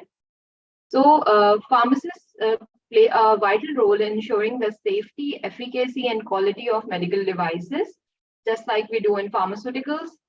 While the primary responsibility of the device registration typically lies with the regulatory authority, in our case, it's DRAP, the Drug Regulatory Authority of Pakistan, pharmacists still can contribute in several ways. Like the first one, as I'm a regulatory affairs specialist and a regulatory pharmacist in Johnson & Johnson, my first duty is the regulatory compliance, in which we have to meet the certain criteria and a set of requirements which is given by DRAP. We need to make sure that whatever product registration we are submitting in DRAP complies with all the regulations and set of criteria. Then we have to do the classification and categorization. The medical devices are categorized under 4 risk classification classes: A, B, C, and D, depending upon their intended use. So while submitting a dossier, we need to make sure that we are submitting the correct medical devices. And then the documentation and submission, again, we have to submit a dossier, which is a set of requirements which is provided by the draft, and in which we have to check that everything we are submitting should be valid and validated. Then this is the most important one, the post-marketing surveillance, PMS. It's basically a systematic collection of data on the safety and performance of medical devices after they have been approved for sales and marketing and are being used in clinical practice. Basically, it identifies any potential risk or ADRs associated with the devices in the real world settings. So yeah, this is an important one. Then the quality assurance, again, it's our duty to ensure that the medical devices meet the necessary quality standards and the regulatory requirements throughout the life cycle. In the end, it's pharmacovigilance, basically monitoring of the ADRs, the PMS, the vigilance reporting, all lies under the pharmacovigilance integration. Then here I have mentioned the scope of pharmacists specified by draft in the field of medical devices. Since Pakistan market is a newly regulated market, and it's the medical devices rules in Pakistan were implemented in 2018. And now the registration, manufacturing, import, and sales of medical devices are all regulated.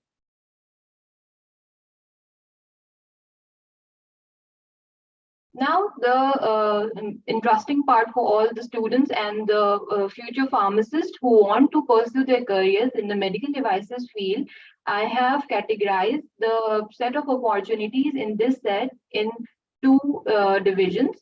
The first division, first set of opportunities comes in the medical devices board. Basically, this is a board which reviews some product registration and approves it. So in this board, it is mandatory to have 3 pharmacists. 2 pharmacists should be from the manufacturing and quality control department, and 1 should be from hospital background with experience of 5 years or more. So these 3 pharmacists are mandatory part of the medical devices board.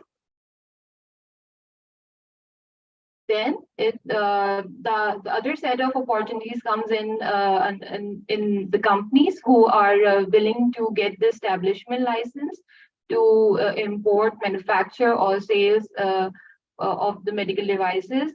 They should also hire a team of 3 pharmacists. 1 should look after their manufacturing and the quality control department, which shall be a whole-time employee and who has a degree in pharmacy from recognized university, obviously, and has at least 4 years experience for the manufacture of the medical devices or pharmaceuticals. Then the other one will be in charge of quality control department and shall be a whole-time employee of the manufacturer. And the last one would be the import, will look after the import, storage, and distribution facilities and sales, and shall be conducting under the active directions and personal supervision of at least 1 competent technical staff who shall be a whole-time employee and has a degree in pharmacy. So yes, I have tried to summarize the role of pharmacists in the field of devices. Since we are running a short of time, so yeah, here are some important references related to my presentation. You can always go and check. In the end, I would like to thank you and thank all the moderators, Shajia and Zonash and Kasha at the JSMU. Thank you so much and good luck for the future.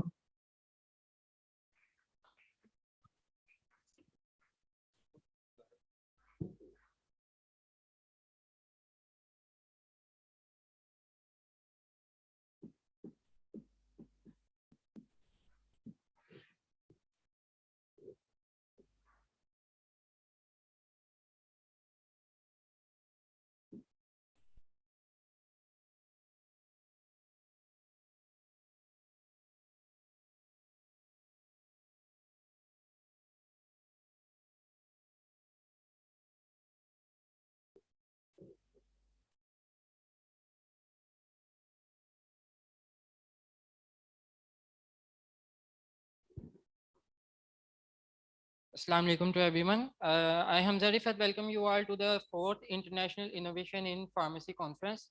The title of our next session is Automated Delivery of Insulin Guidelines. Let me introduce our presenter.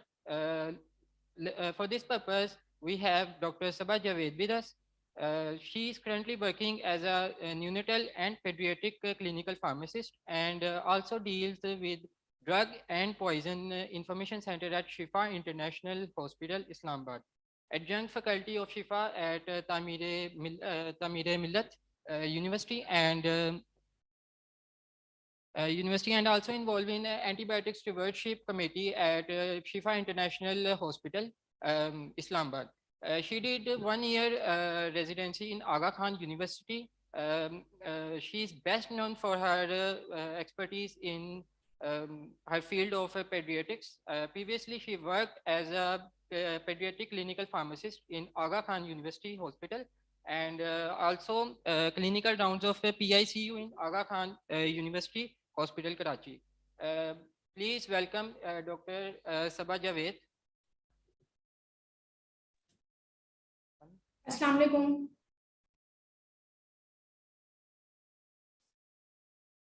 Wa alaikum salam.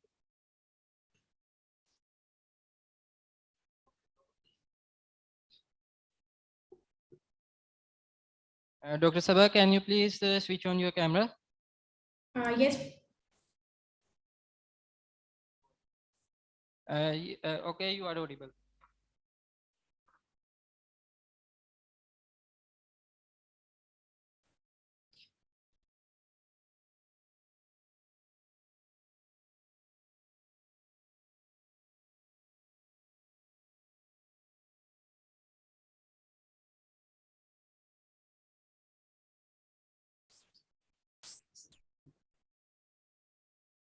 Am I audible to you, Hamza? Yes. Okay. Assalamu alaikum everyone. Thank you so much, Hamza, for the introduction. So today's topic of my presentation is International Consensus Guideline for the Use of Automated Insulin Delivery System in Type 1 Diabetes. So I have no financial relationship to disclose here. So as all we know that diabetes is a chronic demanding condition that not only poses a burden on the patients, but also on the healthcare system. Instead of that, as all we know that diabetes के लिए mostly हमारे पास conventional therapies used होती हैं. With the passage of the time, different kinds of therapies has been studied on the lines of our diabetes treatment. लेकिन इसके लिए important क्या होता है कि हमारे पास HbA1c को control करना लाजमी होता है and only a minority of the patients will achieve accepted glycemic goals. So today's topic of my presentation is all about the AID, that is Automatic Insulin Delivery System. Insulin delivery system as a name indicate ये automatically insulin pump के साथ attach होता है और according to the blood glucose levels ये insulin deliver करता है with in the blood और ये इसको एडजस्ट करता है. AID सिस्टम रिसेंटली हमारे पास पास्ट 2 ईयर से यूके में स्टार्ट हो चुका है. ये किस तरह का सिस्टम होता है जो कि मैं आपको फर्दर डिस्कस करूंगी in the initiating in the AID system के लिए. ये डिफरेंट एज क्राइटेरिया में स्टडीड हुआ है, बोथ ऑफ द जेंडर्स में स्पेसिफिकली स्टडीड हुआ है, जिसका स्पेसिफिक मेन गोल क्या है, हमारे पे HbA1c को लेवल्स में अचीव करना है. एक्सेप्ट इन द न्यूनेट्स, हमें न्यूनेट्स में ऐसा कोई भी डेटा नहीं मिला है कि अगर हम इसको AID को यूज करते हैं तो स्पेसिफिकली न्यूनेट्स में इसका क्या रिजल्ट मिलेगा, लेकिन पीडियाट्रिक्स में हमारे पास ये इफेक्टिव है. Evaluation of the AID system important हमारे पास है कि अगर हम इसका कंपेयर करें AID system that is automatic insulin delivery system to the conventional therapy क्या होता है, तो ये हमारे पास डायरेक्टली इंसुलिन पंप के साथ अटैच होता है और इंसुलिन को डिलीवर करता है, जो कि मैंने आपको पहले भी बताया है. Instead of that conventional therapy में इफेक्टिव क्या होगा कि ये इंसुलिन ग्लूकोज लेवल्स को मेंटेन कर पाएगा, हाइपोग्लाइसेमिक रिस्क को कम करवाता है. इंस्टेड ऑफ दैट आपके पास ये ब्लड ग्लूकोज लेवल्स को मॉनिटर करवाता है और मीट कराता है HbA1c को, that is the main target of our therapy. Instant of that हमारे पास इवैल्यूएशन की अगर हम बात करें तो इसमें different kinds of control algorithm use होते हैं that continuously adjust the glucose delivery in response to the real time sensor, जो कि आपके पास सेंस करेगा कि ब्लड में ग्लूकोज लेवल्स कितना है और उसके हिसाब से इसको एडजस्ट करेगा. Just like in the conventional therapy अगर हम देखें तो वहां पे आपको इंसुलिन के यूनिट्स को एडजस्ट करना होता है according to the blood glucose levels के हिसाब से, लेकिन ये आपके पास ऑटोमेटेड सिस्टम है, मोर एडवांस्ड सोफिस्टिकेटेड सिस्टम हमारे पास है, जिसमें आपको कोई भी आपको इसमें कैलकुलेशन रिक्वायर्ड नहीं होती है, सिंपल आपको इसमें अटैच करना होता है और वो सेंसर के थ्रू अटैच करके आपके पास जितना भी ब्लड ग्लूकोज लेवल्स आता है उसके हिसाब से इसकी डोजेस को मॉनिटर करके आपके पास इसमें इंसुलिन की डोजेस को एडजस्ट करके उसको डिलीवर करता है। Then the panel was divided into the 9 working different areas. जो हमारे पास इंटरनेशनल कंसेंसस गाइडलाइन इसमें डिफरेंट एरियाज को आपके पास में डिवाइड किया है कि किस किस एरियाज को हमारे पास इसमें मेन फोकस्ड होना चाहिए। और जो मेन वर्किंग एरियाज आते हैं उसमें evaluation of AID, clinical evidences, determining the target population for the AID use, initiation, education and training, utilization, how to utilize it, AID data reporting, psychological issues and user perspective, and the future of the AID. Different kinds of हमारे पास algorithm use होते हैं। ये simple एक तरह की mobile की तरह हमारे पास इसमें डिवाइस होती है जिसको आपके पास इसमें अटैच करते हैं, डिफरेंट एल्गोरिथम्स के थ्रू ये काम करती है। डिफरेंट एल्गोरिथम्स का डिफरेंट स्पेसिफिक हमारे पास पैरामीटर्स के थ्रू वो काम करती है। नंबर 1 हमारे पास एल्गोरिथम आता है, that is MPC, that is also known as model predictive controller, और that is mostly used specific to the patient specific model parameters. That algorithm is not only specific to the patients, but also it also predicts the future blood glucose to bring the current blood glucose levels into the target range. Number 2 algorithm हमारे पास mostly use होता है, that is PID, that is proportional integral derivation, that using a 3 different perspective पे काम करता है। Proportional component जहाँ पे deviations अगर आती है from the target glucose, ये किस तरह से उसको adjust कराता है। Integral components आते हैं, that using the AUC, area under curve between the measured and the target blood glucose levels. Derivative components आते हैं जिसमें rate of change in the measured blood glucose levels आते हैं। Number 3 is fuzzy logic area और algorithm। ये mostly हमारे पास fuzzy logic algorithm जो use होता है ये ज्यादातर adults में use होता है, इसमें सबसे ज्यादा safety and efficacy effectiveness है adults में, not in the pediatrics में। Just to make the statement simpler for you guys, जो fuzzy logic algorithm हमारे पास यूज होता है, that helps to mimic the insulin dose calculation made by the clinical expert, जो कि आपका main monitoring data के ऊपर इफेक्टिव होती है। और ये मोस्टली आपके पास इसमें सेफ रेंज में ब्लड ग्लूकोज लेवल्स को मॉनिटर करने में हेल्प करती है और उसकी रेंज को भी मॉनिटर कराने में यूज होती है। तो AID एल्गोरिथम अगर हम देखें तो इसमें सारी चीजें वही हैं जो कि मैंने प्रीवियसली आपको बताई हैं कि इवैल्यूएशन किस तरह से करनी है, समरी क्लिनिकल एविडेंसेस की क्या होगी, इनिशिएट किस तरह से कराना है, एजुकेशन ट्रेनिंग क्या है, क्लिनिकल रिकमेंडेशंस किस तरह से होगी, टारगेट पॉपुलेशन क्या होगी अगर हम AID एल्गोरिथम को यूज करवाते हैं ओवर कन्वेंशनल थेरेपी में। So how we are going to initiate the AID system. Mostly हमारे पास क्लिनिक्स में ये यूज हो सकती है, डिजिटल वर्चुअल ट्रेनिंग के हिसाब से हो सकती है, but still further research is wanted, how to implement it, how to design it, how to evaluate it, क्योंकि हमारे पास इसमें प्रोलॉन्ग अगर हमें ग्लाइसेमिक कंट्रोल्स को देखना है पेशेंट्स को, तो इसमें इसकी फर्दर रिसर्च हमारे पास स्टिल ऑनगोइंग है और इसमें आपको फर्दर इसका डेटा होना लाजमी है। Then we have individualized training in the AID system based on current therapy. किस तरह से इसको यूज करवा सकते हैं, MDI that is multiple daily injections blood glucose levels के अकॉर्डिंग इसको करवा सकते हैं, MDI plus CGM के थ्रू करवा सकते हैं, that is continuous glucose monitoring, CSSI that is continuous subcutaneous insulin infusions के थ्रू करवा सकते हैं। ये किस तरह से होगी कि सिंपल हमारे पास एक कैथेटर अटैच्ड होता है जहाँ पे इंसुलिन पंप होता है, उसको कैथेटर से अटैच करते हैं सबक्यूटेनियसली, आपके पास पैच की तरह उसको लगाते हैं, वहां से आपका कंटिन्यूस इन्फ्यूजन इंसुलिन का यूज हो रहा होता है, प्लस ब्लड ग्लूकोज मॉनिटरिंग इसके साथ साथ हम इससे करवा सकते हैं। CSSI के साथ या फिर CGM के थ्रू भी इसको मॉनिटर करवा सकते हैं। Instant of that AID system जो हमारे पास होता है, ब्लड ग्लूकोज के साथ साथ आप इसे ICR से अकॉर्डिंग भी इसके डोज को एडजस्ट करवा सकते हैं, insulin to carbohydrate ratios, correction doses, ये कितनी ब्लड ग्लूकोज लेवल और कितनी इंसुलिन की डोज आपको चाहिए just to neutralise the amount of the dextrose in the blood, basal rates के थ्रू आप इसमें करवा सकते हैं, TDD टोटल डेली डोज के थ्रू भी इसको आप करवा सकते हैं। Okay, now we have the target, कि टारगेट पॉपुलेशन आपके पास में कौन सी होगी अगर आप AID थेरेपी को यूज करवाते हैं। As I told you before कि न्यूनेट्स में इसका कोई भी स्पेसिफिक डेटा नहीं है, लेकिन school going as till 7 to 14 years तक में ये इफेक्टिव है। एडोलेसेंट में सबसे ज्यादा इफेक्टिव है कि इसमें ये यूज करवा सकते हैं, और older age above than 65 years like geriatrics में मोस्टली इफेक्टिव है। क्यों?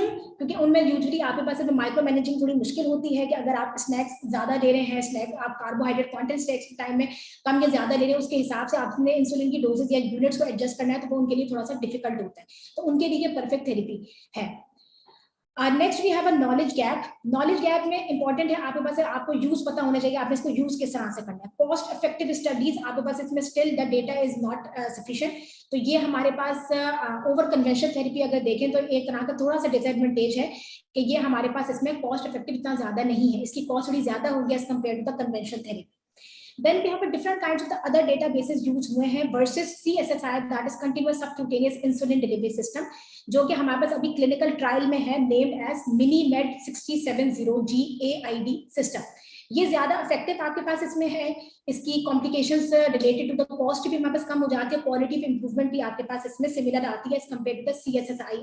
लेकिन ये भी क्लिनिकल ट्रायल में है, तो विद इन 2 to 3 years में ये हमारे पास इसमें एस्टेब्लिश इसका डेटा हो जाएगा।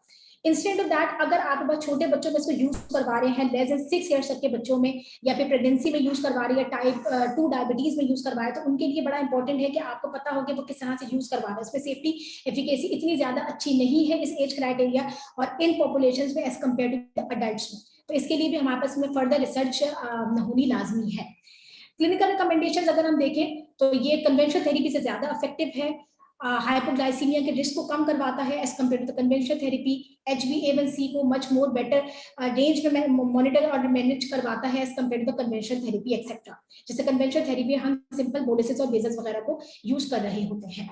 The future of the AID क्या होगा, what will it look like, AID component interoperability, AID usability, better insulin time action profile, इन सारी चीजों पे हमारे पास इसमें फर्दर डेटा आना लाजमी है। द फ्यूचर टेक्नोलॉजी विजन में देखें तो different kind of other databases use हो रहे हैं, एल्गोरिथम बन रहे हैं जो कि अंडर क्लिनिकल ट्रायल है। 2 डेटाबेसेस अभी तक हमारे पास इसमें रिसर्च में आए हैं जो कि आपका क्लिनिकल डेटा बेसिस हैं, that using artificial intelligence that suppose data sharing, virtual clinic visits etcetera. Instead of that हमारे पास एक और लार्ज डेटाबेसेस पे डिफरेंट टाइप्स के अभी हमारे पास इसमें यूज हो रहे हैं, use in the silico model, जो कि कंप्यूटराइज आपके पास इसमें एक्सपेरिमेंटल सिस्टम के साथ कनेक्टेड है और ये अभी तक क्लिनिकल ट्रायल में है, तो इसका भी अभी डेटा फर्दर हमारे पास इसमें आना लाजमी है। Thank you so much. Thank you so much, Dr. Sabha Javed, on giving a presentation on a very amazing and important topic, and this will help us a lot. Thank you.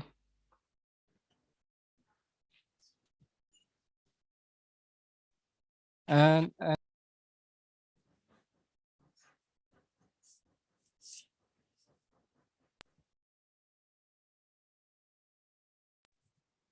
Thank you everyone for joining first half of the session today. We will have a break now and we will regroup at 1 p.m. for the rest of the day.